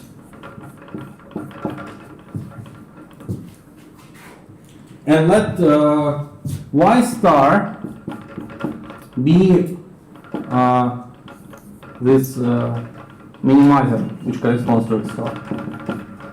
Okay, so my claim is that for such function u, x star y star is saddle point. It's basically what I did, right? It's just that I took the minimizer and I took the maximum. So I took the maximum point so far. This x star, y star is maximum point. And so now let's prove that it's indeed saddle point.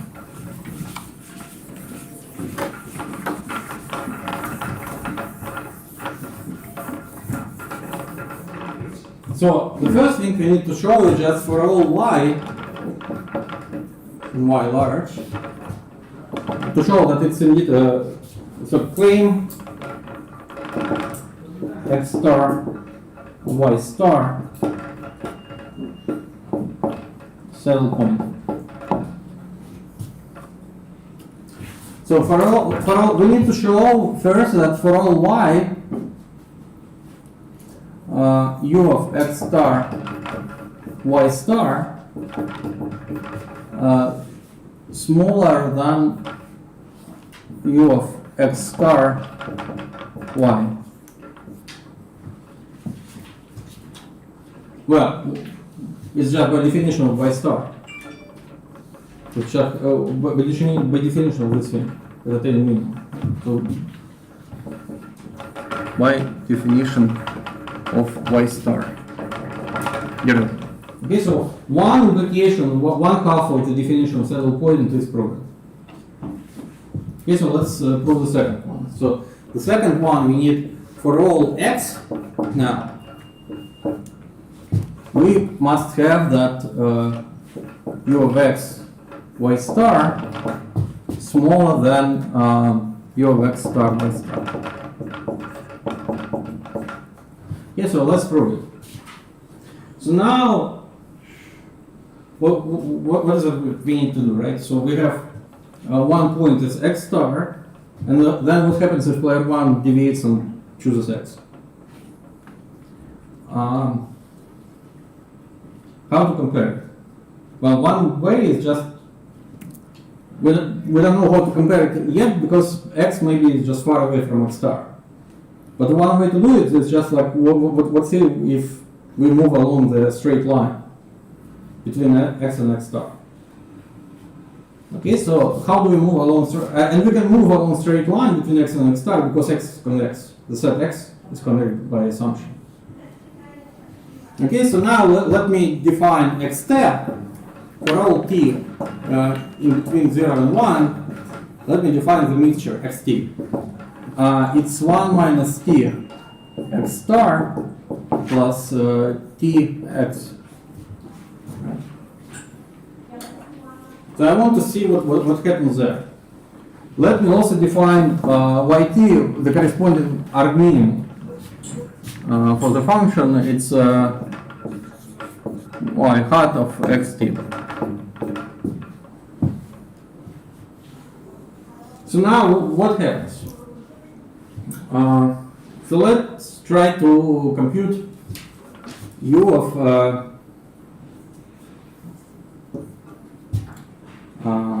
xt yt. Okay, so now one thing, this is by definition, this is mt, m of xt, right? By definition of x star, then this thing is smaller than m of x star. And because we chose x star, it maximizes that. This is some other point. Now we can write down it like that. E y 1 minus t x star plus t x yt. So now for fixed yt, this thing is concave in x. We can write down the inequality for concave functions. Concave functions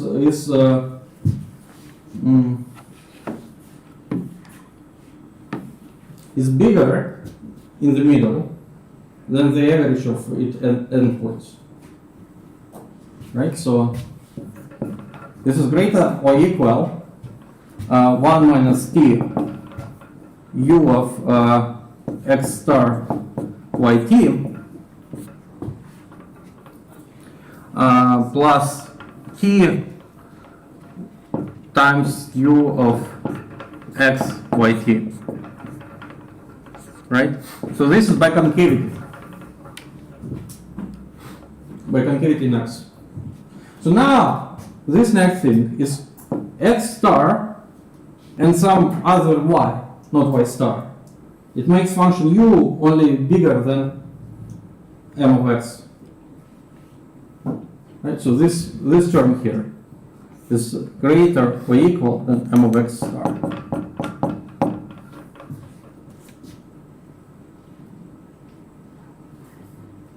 Because what's m of x star? It's when we have x star here and y star.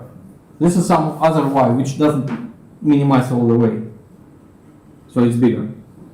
Yeah, so we can write down that it's bigger than 1 minus t m of x star plus t u of x yt, right? Now we can rearrange the first and the second, divide by t, because t is somewhere in between 0 and 1. Okay, so if t is between 0 and 1, what do we have? Well, we have, therefore, for all t between 0 and 1, not inclusive, we have that m of x star greater than y x yt, right? So now the next step is, the last step is just to take t to 0. If t goes to 0, xt goes to x star.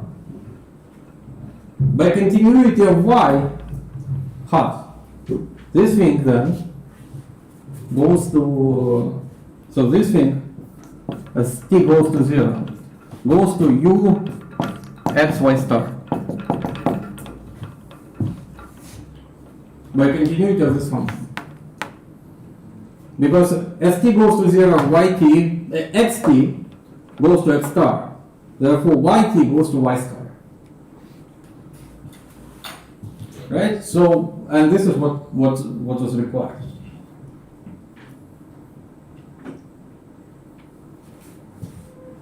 Because it's true for all t, then it must be true in the limit. The inequality. Okay, so now we have proven that for strictly concave and strictly convex functions that the saddle point exists. So now suppose our function actually is not strictly concave or strictly convex. Yeah, so let's take a perturbation of the function. So let's take function u epsilon. Epsilon would be this of x y equals the following. It's just u of x y minus epsilon module x squared plus epsilon module y squared. Right? So I subtracted some convex function of x and added some convex function of y. Strictly. So this function is strictly convex, strictly concave. As we have just seen, it has saddle point.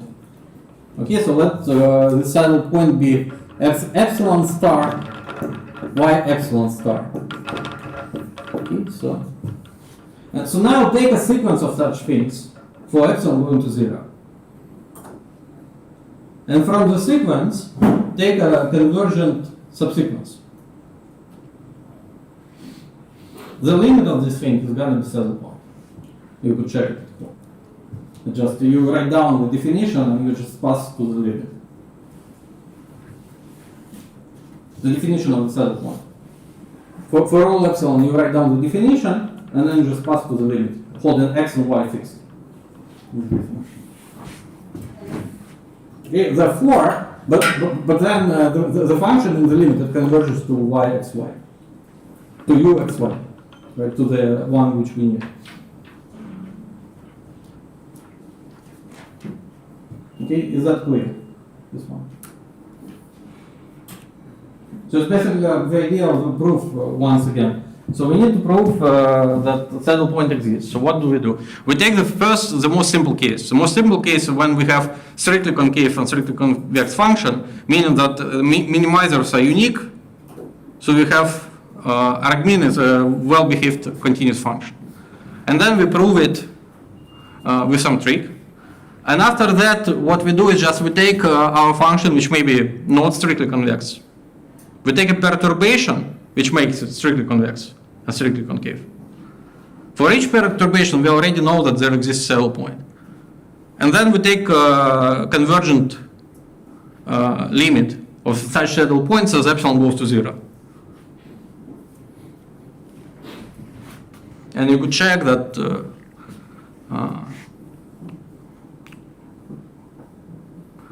this limit is a saddle point. Okay, so I'm not going to do it right now. It's a exercise for all. Okay, so now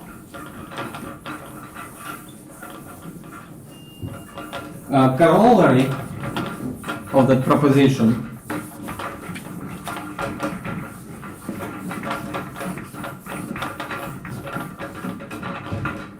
corollary any finite two-player zero-sum game has a saddle point in mixed ranges.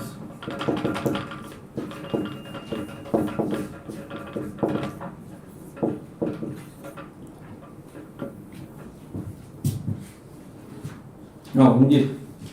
So what our x is for mixed ranges, right? So it's delta x of finite number. It's a simplex. It's a convex and closed set. It's a convex compact set of equilibrium. The same for y, right? So we have the domain of function u of, when we have mixed ranges x and y, the domain satisfies the proposition. The function itself, it's linear in x and y. When you have mixed ranges, it's linear in mixed ranges. Therefore, as a special case, it's concave convex. Therefore, we can apply the proposition. Okay? So now indeed, we have just proven the existence of saddle point equilibrium in every two-player zero-sum game. Finite means that every strategy set is finite. So, out of the 5 games we considered before, 4 of them, they were finite. The last one, the chrono game, was infinite. Because each player had a continuum of strategies. So there is not any finite two-person, what is written next to it? Two-person zero-sum game. Zero-sum game, okay. Mm-hmm.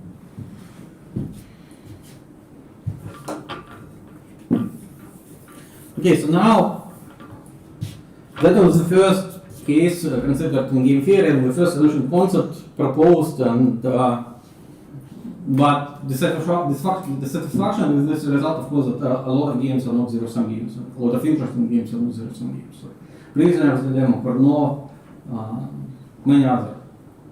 So what do we do with them? Well, then came, after von Neumann came Nash. Okay, and it was 1951. I think maybe 51. So he said he can propose a solution concept for all games, for all finite games. Okay, so he has finite games, many players. Finite meaning everything is finite. Set of players, set of strategies.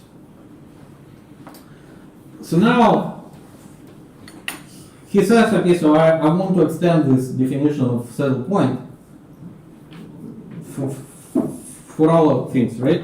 So, he proposed a solution concept, which is right now is called Nash equilibrium.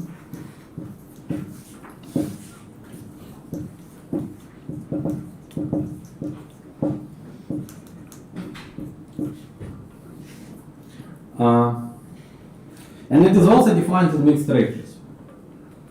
Okay, so now for mixed ranges as well, and for pure ranges as well. But I will write it down regardless. A profile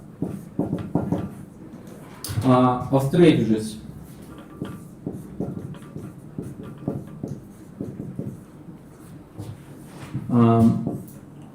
sigma 1, sigma 2 sigma n is Nash equilibrium, it's called Nash equilibrium, if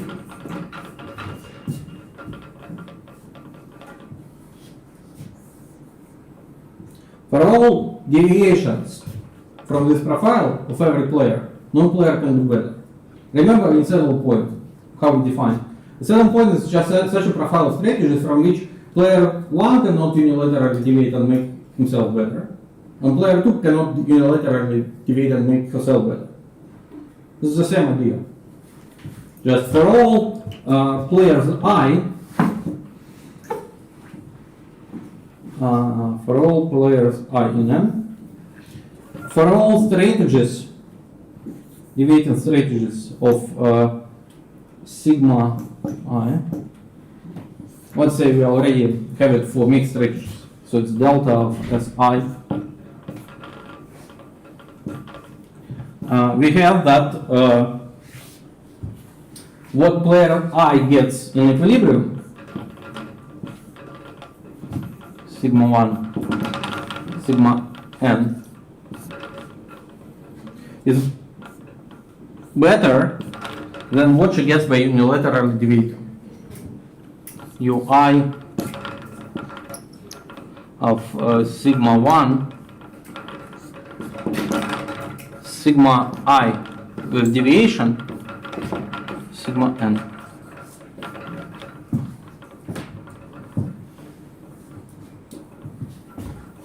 Okay, and so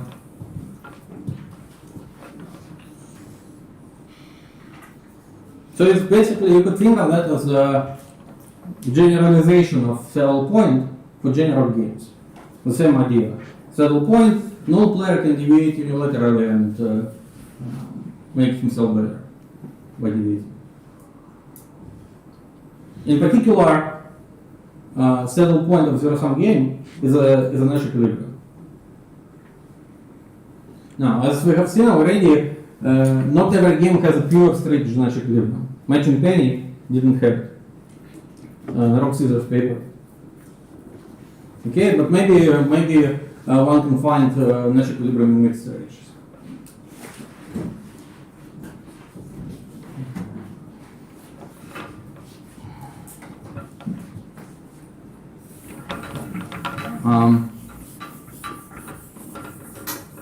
So how would you try to find a Nash equilibrium? What would be like a simple case? Right, so suppose I give you a profile of strategy sigma 1, sigma n. And I say maybe this is a Nash equilibrium. So what should be the condition? So now, suppose I fix player 1, and I say everybody else plays equilibrium profile. Let's call it sigma minus 1. Okay, so that's the usual definition of games. When you have minus I, it means a profile of everyone else. What the opponents are doing. Okay, so now let's define best response to sigma minus 1 as argmax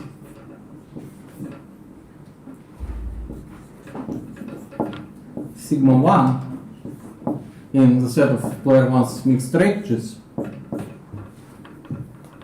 for u1 sigma, I'm sorry, let me sigma tilde sigma minus 1. Okay, so it's basically okay. So player 1 comes to an equilibrium and says, okay, so alright, everybody else I assume is going to play the equilibrium. So what could I do? And find the best strategies he can play. So now, so what would be the most simple case for that, right? The most simple case that it's just one strategy. It just gives him a point, right? So suppose first that it gives him a point. So for every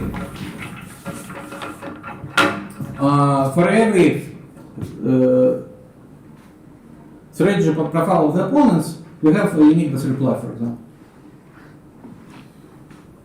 For simplicity, so now what happens? We have as a candidate equilibrium sigma 1, sigma n, and then it produces a point which is best reply of player 1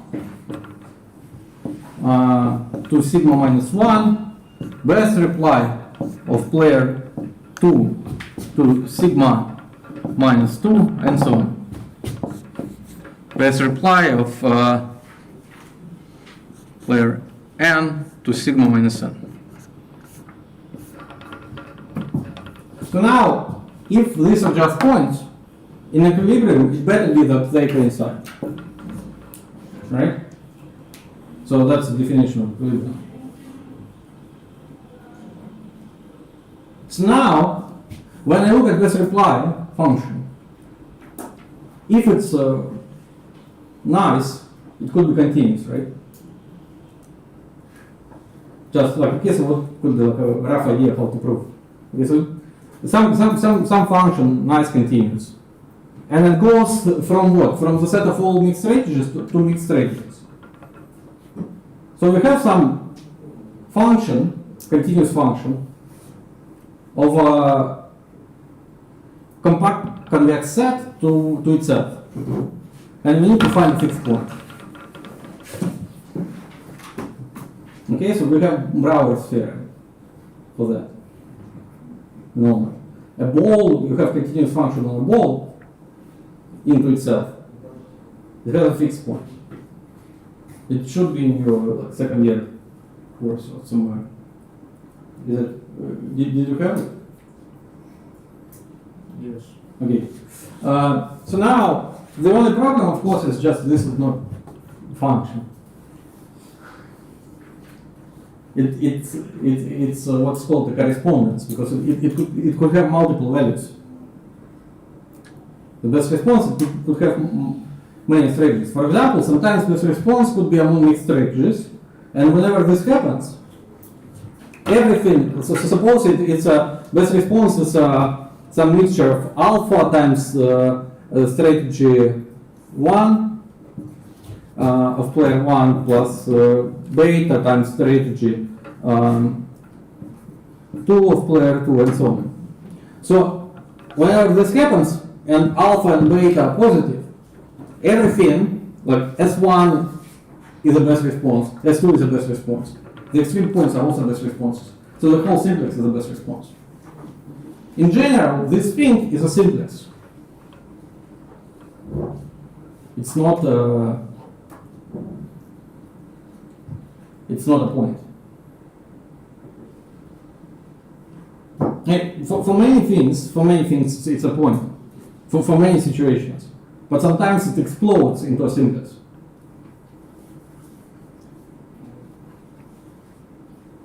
For example, let's return to matching pennies. If Bob plays alpha heads and 1 minus alpha tails, right? So if alpha, so what could be best response to that in matching pennies?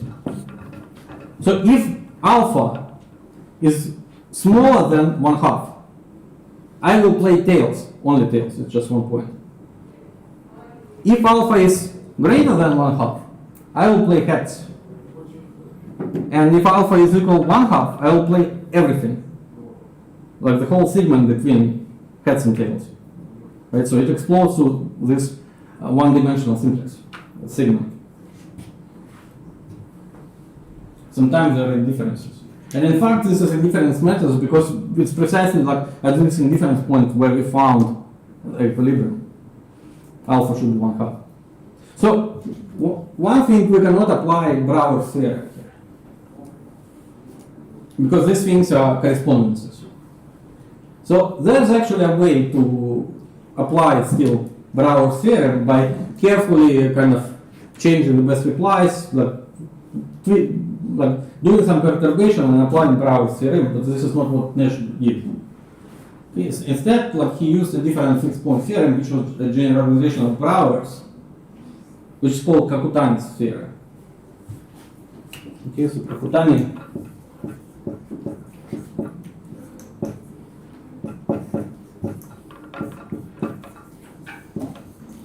So I'm not going to formulate it, I'm not going to ask you, like you could just look it up. But basically the idea is just look, this thing right now, for every, this is a function, all in all, this is a function of f of profile sigma, right? This f of sigma sometimes can take components, like components of this vector valued function. They could be not points, but they could be syntheses. In short, they're convex and compact sets. So if you have a correspondence from convex compact set to itself, which is what is called upper hemicontinuous, meaning roughly what it means that it behaves continuously and sometimes it is allowed to explode. Like it could be like a continuous function and then sometimes it could be like bigger. Then for such correspondence you could find a fixed point. You could find such sigma which belongs to f of sigma. Not equal but belongs. And this would be the Nash equilibrium. So it's basically like what Nash did, it's a 2-page paper, just formulated the definition and then the theorem it exists. Because why? Because we have correspondence satisfies upper hemicontinuity, which is obvious, it's compact, it's convex valued because it's a product of a synthesis. Therefore, we can apply Kakutani, which was in 1940 product extension. Right now, in textbooks, they even have a direct proof from Brouwer's theorem. But it's alright, that's not the most important for us here. So it should be until 1740, right? Okay.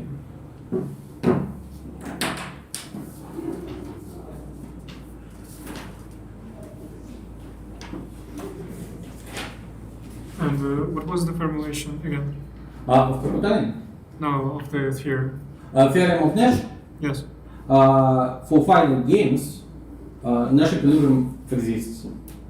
Nash equilibrium in mixed ranges. So we just assume continuity of U. No. So you have a finite game, and then you have a mixed extension. Oh, okay. And because of mixed extension, U is continued because it's linear. Mm. And then best response is best response function. It also behaves continuously. This correspondence. Therefore, you could apply this fixed point theorem.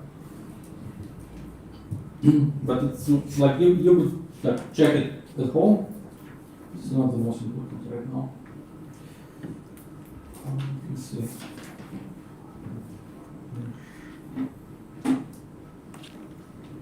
This much.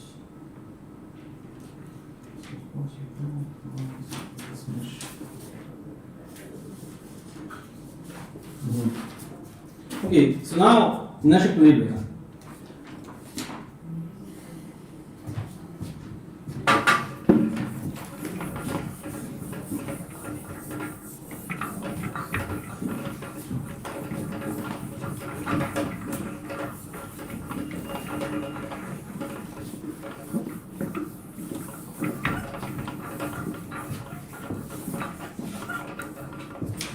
So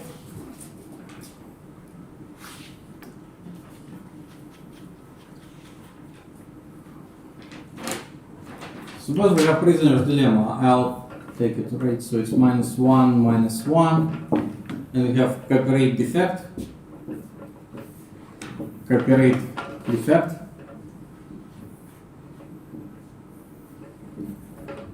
and it's 0, 0, and it's 1, -2.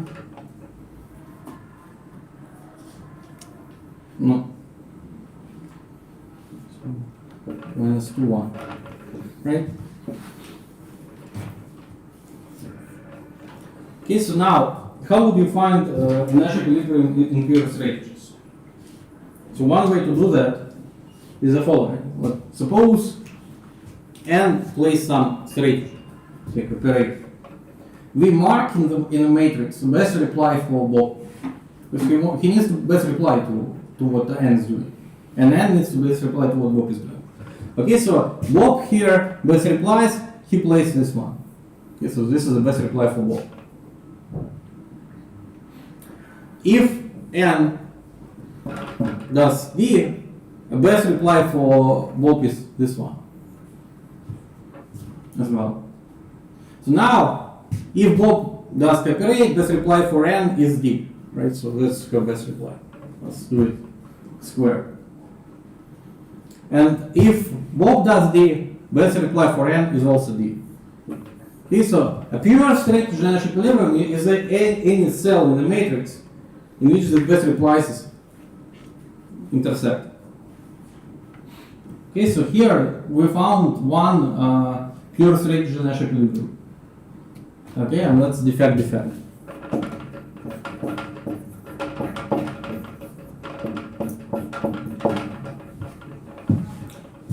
What about mixed equilibrium? No, I want to argue that there is no other. So suppose Bob plays some mixture between C and D. Okay, so now if I'm N, I don't know what exactly he will play, C or D. But I already noticed that if he plays C, I would rather play D. And if he plays D, I would rather play D. No matter what he actually does, I would want to play D. So this strategy is called strictly dominant. Okay, and in any Nash equilibrium, dominated strategies cannot be played. Cooperate is dominated strategy. So there are no other in this game. Okay, so why this example is interesting at the beginning, right? It's just because, look, they have a very good outcome. Cooperate, in which case they get 0-0. But then there is a very compelling Nash equilibrium. It's not only Nash equilibrium, but it's equilibrium in dominant strategies. It's strictly dominant strategies. In which they defect, everybody has strong incentives to defect. And they get punished for that. And these types of incentives, they frequent in economics. Sometimes, like when if we both cooperate, we get something good. But the problem is, like, each of us unilaterally has incentives to cheat always, and a temptation. And the problem is, like, how to overcome such temptation. Okay, and that was also a pretty early example. I think also Nash gave this example, and it was named by what Nash proposed. Maybe Nash proposed to finally repeated prisoners, which we also have. Okay, so now a little bit more interesting example, rock, scissors, paper. We could have addressed that example in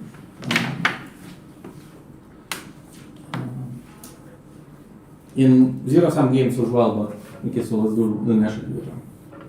Okay, so rock, scissors, paper, and then we have. So we know that for this game equilibrium exists. Scissor, rock, scissor, paper. So rock beats scissors. 1 minus 1 minus 1, 1. Scissors lose to rock. 1 minus 1.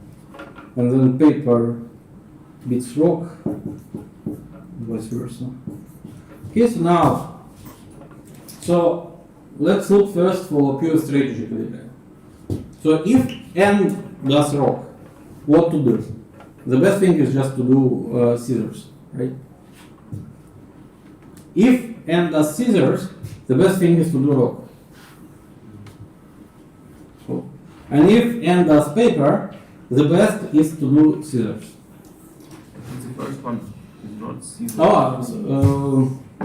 Rock, yeah. Rock is a paper. Yeah. Okay, so I screwed up. Rock, scissors. So 1 minus 1. No. Yeah. Because we look for we look for the second pair. Yeah. Like that. Okay, what about then? So if Bob plays rock, I want to play paper, right? If Bob plays scissors, I want to play rock. And if Bob plays paper, I want to play scissors. Okay, we do not have any intersection. Therefore, there is no pure strategy Nash equilibrium. Or we already know that from previous analysis, because we checked that min-max value and max-min values for this rock scissor paper were not equal. Okay, so now I want to find mixed strategy Nash equilibrium. So how I would do that? Okay, so now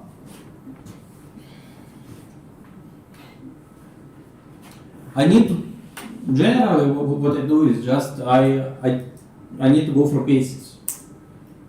So finding Nash equilibrium is not computationally simple. So the most silly algorithm is like that.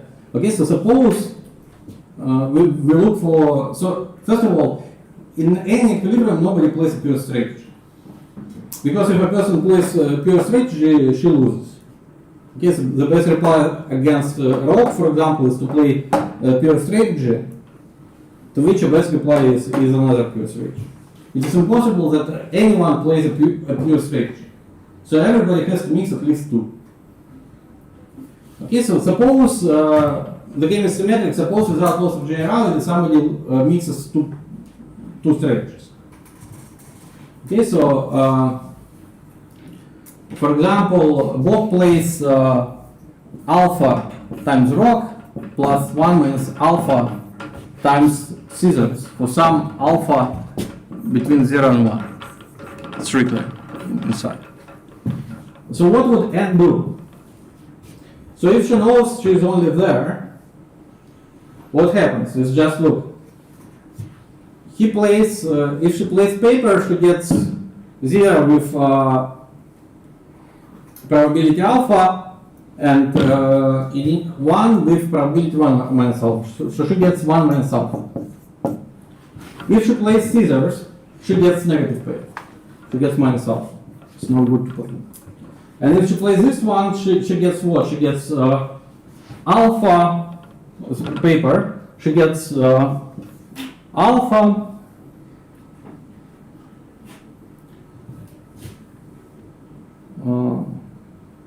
minus 1 minus alpha. Okay?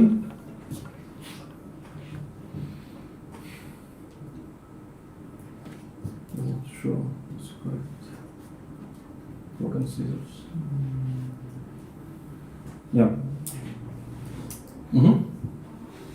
So in particular, she wouldn't play scissors.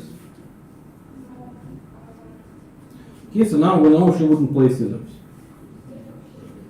But now, for Bob, when he mixes, right, he knows she doesn't play scissors.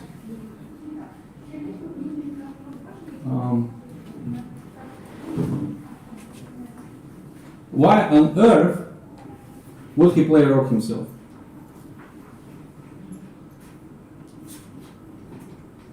Why? Because from rock she plays rock and paper, some mixture, with probabilities beta 1 minus beta. Right? So if he plays rock, he gets strictly negative payoff against this mixture. But then he could play paper and get beta, which is positive. So he would never want to play rock. So when we reach a contradiction by saying in equilibrium he should be mixing rock and scissors but do not play paper. Okay, so in 2 steps we reach a contradiction. So therefore it's not possible that Bob mixes only between rock and scissors. The game is symmetric everywhere, so it's not possible that some player mixes only 2 strategies, therefore in equilibrium it must be that everybody mixes all 3 strategies. Okay, so now, so this is the next step. Okay, so now suppose that we are looking for equilibrium in which Bob plays some strategy. So say he plays alpha rock plus beta scissors plus 1 minus alpha minus beta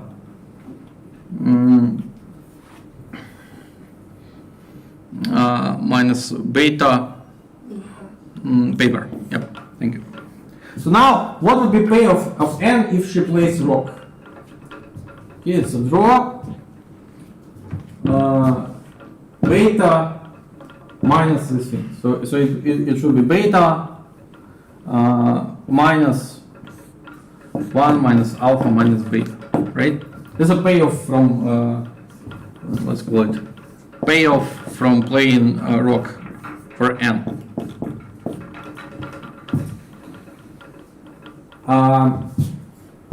What if she plays scissors? She gets minus alpha plus that thing. So she gets minus alpha plus that thing. 1 minus alpha minus beta. Which would be payoff of n if she plays scissors. And finally, if she plays paper, what does she get? She gets alpha minus beta. So now we know that in actual equilibrium it must be that she mixes all the three. Okay, so she plays each of them with positive probabilities. Therefore, all of these three payoffs must be equal. Because otherwise she could drop the one which is smaller and do better. Right? If she voluntarily agrees to mix among some strategies and thinks that it's the best reply, it must be that each individual strategy is the best reply. Otherwise, we pick a worse one and we drop it, and we do not add it to the mixture. Okay, so now we have what? We have condition this must be equal to this, and this must be equal to this. This is an equation in two unknowns, two equations in two unknowns. Right? We solve it and we obtain alpha, beta, and this thing all equal 1/3. So it's similar to matching pennies. You should mix with equal probabilities. So now what happened here, right? So we looked at equilibrium mixed strategies and what were the equations, right? This must be equal to this and must be equal to that. The equation, Bob must be mixed in equilibrium in such a way so as to make n indifferent. N's indifference gives us condition on how Bob should be mixing. Likewise, Bob's indifference gives us condition on how n should be mixing, and it's a general feature of finding Nash equilibrium in practice. But again, if I give you a bigger game, you should be checking what if Bob mixes these two strategies and then mixes the other three strategies, for example, in all these cases, and check which of them are equilibrium. And it could be computationally complex. Okay, so far we covered the finite games, right? The ones which we know have equilibrium. And by the way, okay, so Nash proved that equilibrium exists, at least one. Algebraic topology methods allow to show that generically, meaning that if I give you a finite matrix and pick these entries from uniform distribution, say 0, 1, such game with probability 1 will have an odd number of equilibria. It's 1, 3, 5, typically not even. So it's like theorem of index.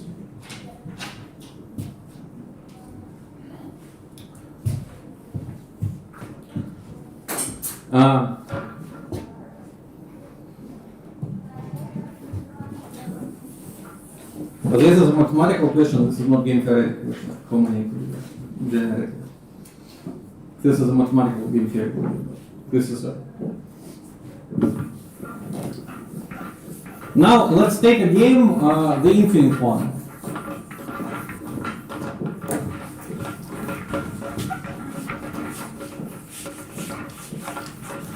remember Purno game.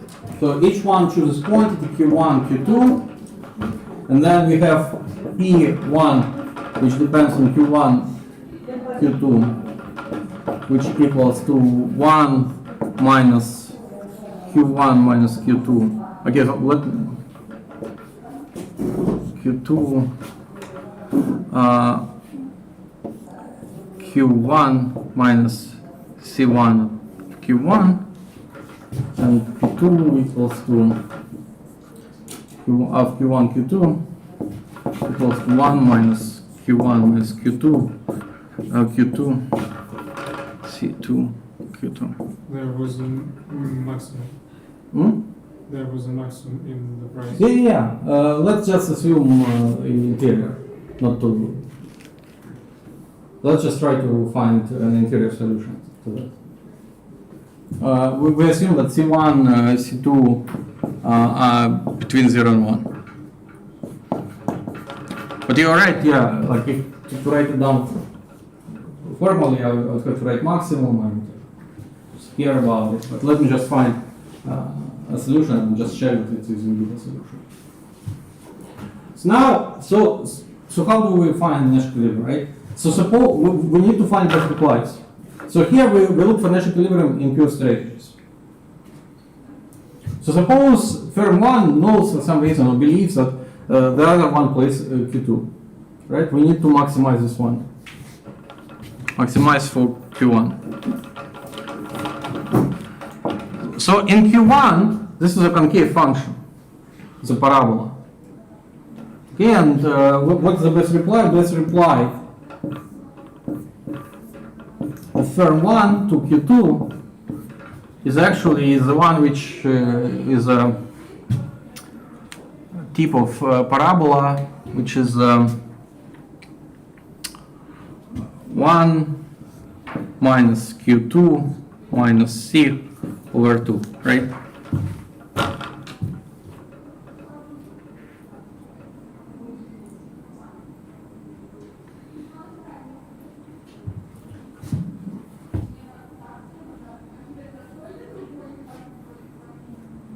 Oops, sorry. And best reply. Minus C1. Oh yeah. Minus C1. Yeah. And best reply of the second firm to Q1 is 1 minus Q1 minus C2 over 2. Right, so, and then we are looking for equilibrium in which Q1 and Q2 are actually Why would they Q2 beer 1 Q2 upper? Yeah, 2? Upper. Yeah, here Q2. Q2. Yeah. Best reply of firm 1 in response to what if firm 2 proposes some Q2, produces Q2. Okay. Yeah. It's a function of Q2. It's not square, it's like, it's an index. I understand, yeah. How did I get this number? Oh. Why we do this answer? I don't understand. Why we look for this answer? Oh, but it's how we find Nash equilibrium, right? We want to find Nash equilibrium in which Q1, the one which firm wants to play in equilibrium, actually coincides with what she would want to play if she knew that the other firm plays Q2. And we also want Q2 to be what firm 2 would want to do if she knew Q1. Okay, so we want to solve this system. Okay, so this is why I needed this function.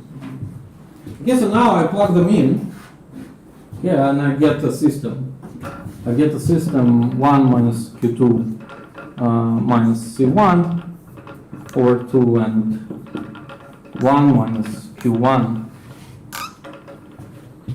minus C2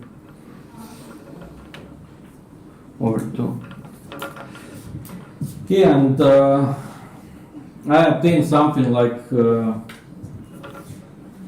after we solve it, what you get is just Q1 star is actually 1 minus 2C1 plus C2 over 3.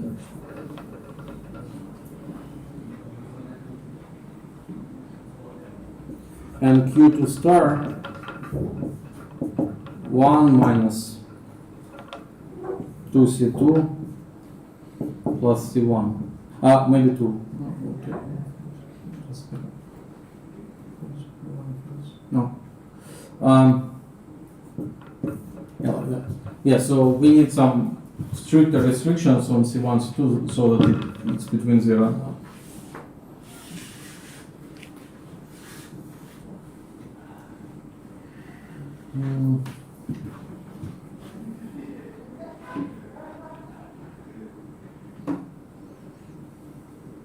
Let's say they are between 0 and 1/2. And that is guaranteed between 0 and 1, and this is actually gradient equilibrium. And then we can check it. But if you check further deviations, then roughly. Okay, so this is a Nash equilibrium of this game. Intuitively, basically what happens if all marginal costs are 0, right? Everybody produces 1/3, 1/3. Together they produce 2/3. Monopoly would produce one half in that case, with 0 marginal cost. So if they could cooperate and say, okay, so what would be the how to maximize the profits of both firms? They would say, well, we need to produce monopoly outcome. Produce, say for example, everybody produces 1/4, and together they sell 1/2. But what happens is just they end up producing non-cooperative outcome. They produce larger one, 1/3, 1/3. Together they produce 2/3, and they get instead of monopoly profits is 1/4. Here they produce 2/3 together, and at the price of 1/3 they sell, they get 2/9, which is smaller than the monopoly profits, which is 2/8. Okay, so now the problem is like in Cournot, if I know, or for example, if I agree with my opponent that he should choose and play, say for example, 1/2, not 1/3, I would my temptation would be to produce more. And if my opponent knows that I'm going to be producing monopoly quantity, 1/4 here, she would want to produce more. And it's, in essence, this temptation is kind of similar to what people have in Prisoner's Dilemma.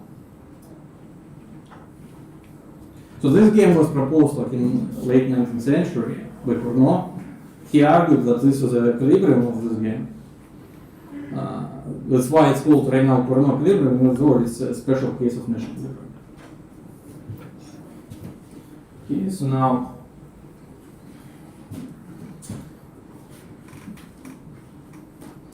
and this is an infinite game, so we cannot apply Nash theorem for that. In general, if you have infinite game with infinitely many strategies, an equilibrium is not guaranteed to exist. Okay, so let me give you an example. By the way, just before we finish this one. So basically what happens here is just, we can look at this formula right now and see how marginal costs play into the equilibrium quantities.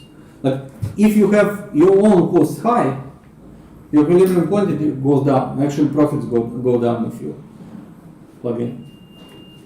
And the fact that your competitor gets high marginal costs will make you to produce more in equilibrium. Like if the costs of your competitor are high, it's better for you, you will be producing more, you will be getting higher profits.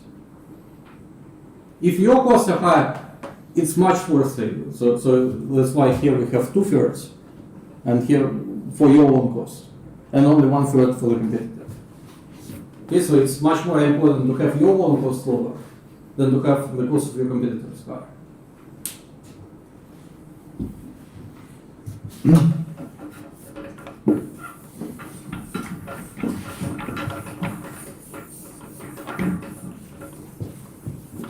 Okay, so the final example then is an example of a game which does not have any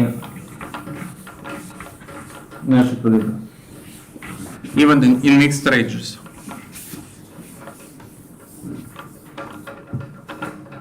The game is the following. So there are two players, and it's a zero-sum game. And each player should announce a natural number. Okay, so a set of strategies of player 1 is the set of natural numbers. And this is also the set of strategies for player 2. Okay, if player 1 and player 2, if they announce n1 and 2,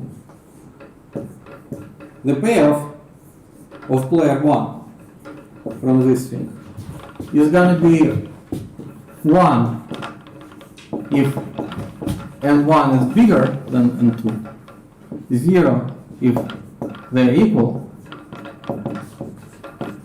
and minus 1 if n1 is smaller than n2. So basically, in words, they need to announce natural numbers, and whoever announces the largest one wins. Okay, so it's a zero-sum game, but the problem is it doesn't have Nash equilibrium even in mixed ranges.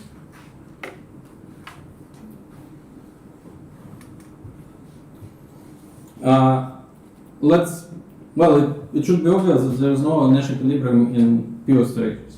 Because if I think that in equilibrium you play pure strategy, I can always overbid you, submit a higher number, and guarantee that I win. And everybody would be winning, but it's impossible that two players win at the same time. Okay, but now let me explain why there could be no equilibrium in mixed strategies. So suppose a mix. So what would be the mixed strategy here? Mixed strategy is just any probability measure, right? So it's P1 times 1 plus P2 times 2 announce 2. And so on. Okay, and these PI's have to be summed up to 1 and positive. Right, that's a mixed strategy. So now, the idea is the following. So suppose this is what player 1 plays, player 1. Okay, so what could player 2 do in response? I claim that player 2, she can guarantee herself any payoff of at least 1 minus epsilon for all epsilon. For any epsilon, she can guarantee at least this one. So how to do that? Well, just look, no matter what the mixed strategy is, we can take k large enough so that the tail of this probability distribution is smaller than epsilon. The sum of probabilities is smaller than epsilon. And if I take this k so that the tail is small, I could announce k plus 1, and I can win with probability 1 minus epsilon. Right? And I could lose with probability at most epsilon. So I get minus 1 times epsilon. Okay, so I will get 1 minus 2 epsilon.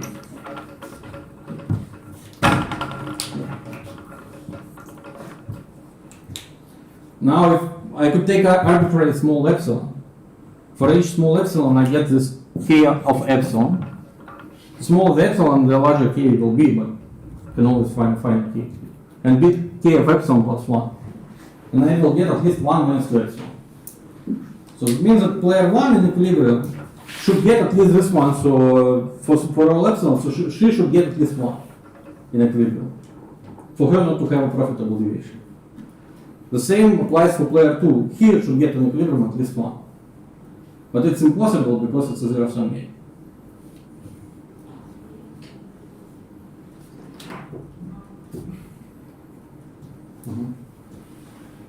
Is this one clear? Okay. So now I think this is what I will do today for this course. And tomorrow we will get a little bit more theory and maybe just solve some problems.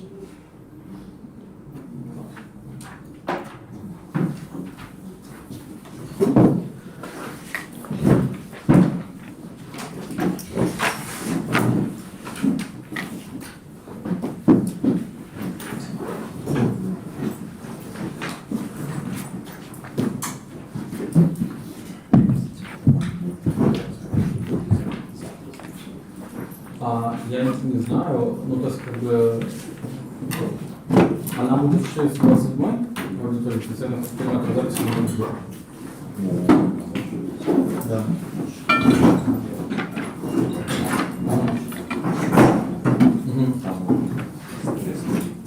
Ну да. Ну то есть я не знаю, как бы я сам должен создать эти записи или кто должен делать.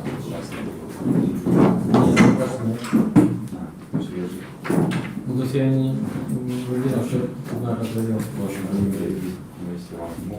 Ну если так, кто-то это делает.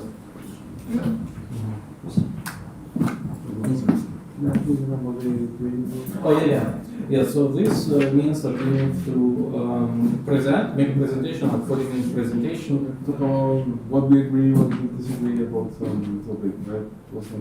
Yeah. So it's basically like make a critical presentation. First, you just come and you basically tell us what the model is, what the results, and then you judge. Okay, so maybe this doesn't make sense. Maybe this actually is a good thing. So about 40 minutes. So that one is going to be a list of problems, say 50 problems for the whole class, and you guys are going to be competing for who solves the problem first, in order to get the maximum points. So you will be able to say, for example, the exact rules will depend on how many people are in the class, but say, for example, let's say here are the 50 papers, and everybody has 5 attempts. That means, okay, so you look at the problems, you try to solve one, preferably the one which has more points, the one which is harder. And then you say, for example, I know how to solve problem 5. And then you go to the Excel sheet, or I will distribute some sheet, it's going to be common for the class, and you put your name, say like problem number 5, and your last name. Okay, like in a list. Okay. Maybe somebody else also solved the problem, but after you, maybe somebody else solved before you. And then once in a while, there's going to be, we will gather in seminar to discuss solutions. And say if you're first for problem 5, you go and you present your solution. Okay. If everybody in the room agrees, you get the whole points. But you lose one attempt for doing it. If they find that there is a hole in the solution, you lose your attempt, but if they can solve this hole right away, they get the whole points without losing an attempt. Okay. So it's very important to catch holes in other people's solutions. Well, if for example they point a hole in your solution and you could manage it right at the board, then you get the full credit, so no problem. Okay. How many exercises should we solve? So there's going to be, say, I don't know exactly how many, I need to make up the list. Say there's going to be 50 problems, but you only have 5 attempts. Means that you need to, and there will be problems which are easier, say 4 points, 5 points, 6 points. There will be difficult problems like 10 points. But you only have 5 attempts, so you need to limit yourself. On one hand, you want to solve more difficult problems. But you want to make mistakes. Yeah, and also you need to compete in terms of time. Because like other people maybe find a difficult problem and solve it quickly. So one thing, right, is just you lose attempt when you enter and present.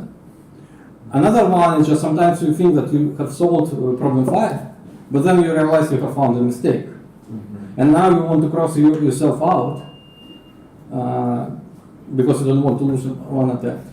So the rule is if you cross yourself twice, it's 1 attempt. So one crossing out is 1/2. Okay. So that's kind of beginning. Okay. So this is the second question. And then the fourth one is going to be oral exam. So it's basically, I give you a list of, say, how they call it in English, I don't know, tickets or whatever. So basically it's going to be have several questions. Yeah.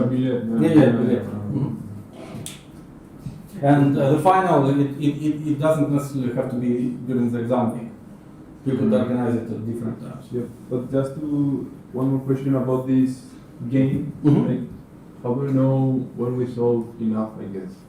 For how many problems we Well, we only have 5 attempts. Okay, so for example, if the most valuable problem is 10 points, the highest number yourself you could get is 50 points. Plus, you could get points for finding mistakes in other people and resolving them. Right, so it's basically the case. For example, what could the structure be? Like you look at these problems, and if you could solve all of them, you just pick the most valuable and write yourself as quickly as possible. But then maybe you realize, okay, so some problems you cannot solve. Maybe, okay, so you could try to pick an easier one. And if I guess comes the day to discussing the problems and there are like 2 or 3 people on the same problem and one goes first and gets it correctly, then you... Yeah, you need to solve. Yeah, okay, so if, for example, somebody gets a problem done, you do not lose an attempt. Okay, so because it was not your fault, okay, so you could use your attempt for a different one. But say at the beginning, at the very beginning, you have 5 attempts, 5 full attempts. You could lose them by giving presentations, or you could lose them by crossing yourself out. Okay. Yeah.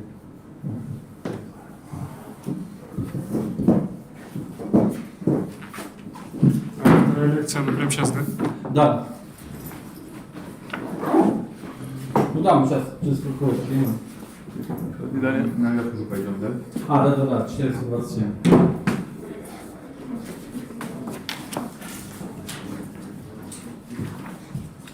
Статью по теории игр, то есть, как это вообще искать? Из какой тематики? Я там, как это делаю? В смысле, тема или статья? Тему, вы имеете для доклада? Ну да, вот первая, третья. Да, это я там, то есть как бы, там какой-то список литературы. То есть это будут какие-то часто старые статьи, каких-нибудь, то есть уже известные, но просто задача, то есть как бы, понять вообще, что делается, и что делается неправильно, что делается правильно. Как правило, там достаточно много делается неправильно, потому что это как бы старые статьи. Там, во всех статьях есть какие-то слабые места. Я еще хотел такой момент, наверное, мне очень неловко, который постеснялся спросить между лекциями. Есть ли вдруг какая-то возможность узнать, понять, есть ли в принципе люди, посещающие этот курс, которые понимают только по-английски? Потому что если есть, то типа да, все окей. Мне кажется, что вот ребята, которые первые 2 сидели на парте, они сказали, что они как по-английски. Вот я тоже так подумал, но когда мальчик сказал слово билет, он зародилась надежда. То есть он сколько-то, видимо, знает, как-то базовых слов, но именно просто что. Я буду, то есть как бы, что я буду делать? То есть, я курс читаю впервые, да, поэтому у меня как бы сейчас готовых lecture notes нет. Я думаю, что вот я буду прочитывать их по 2 дня, потом приезжать домой, сколько-то времени понадобится что-то, сделать какой-то короткий конспект. На английском. На английском, да, но он хотя бы конспект будет, то есть как бы его хотя бы можно привести в Google Translate. В принципе. Там же, господи, там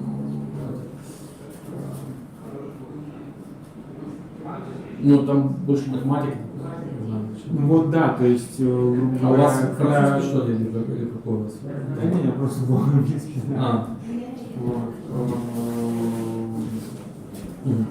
Нет, то есть я большую часть даже понимаю, но я боюсь просто, что, во-первых, это какие-то простые вещи, которые либо я там знал, либо сам читал, либо, в табличках это все просто довольно понимается, даже если очень много говорится условно. Вот условно какая-нибудь вот теорема, которая была, я там не все понимал.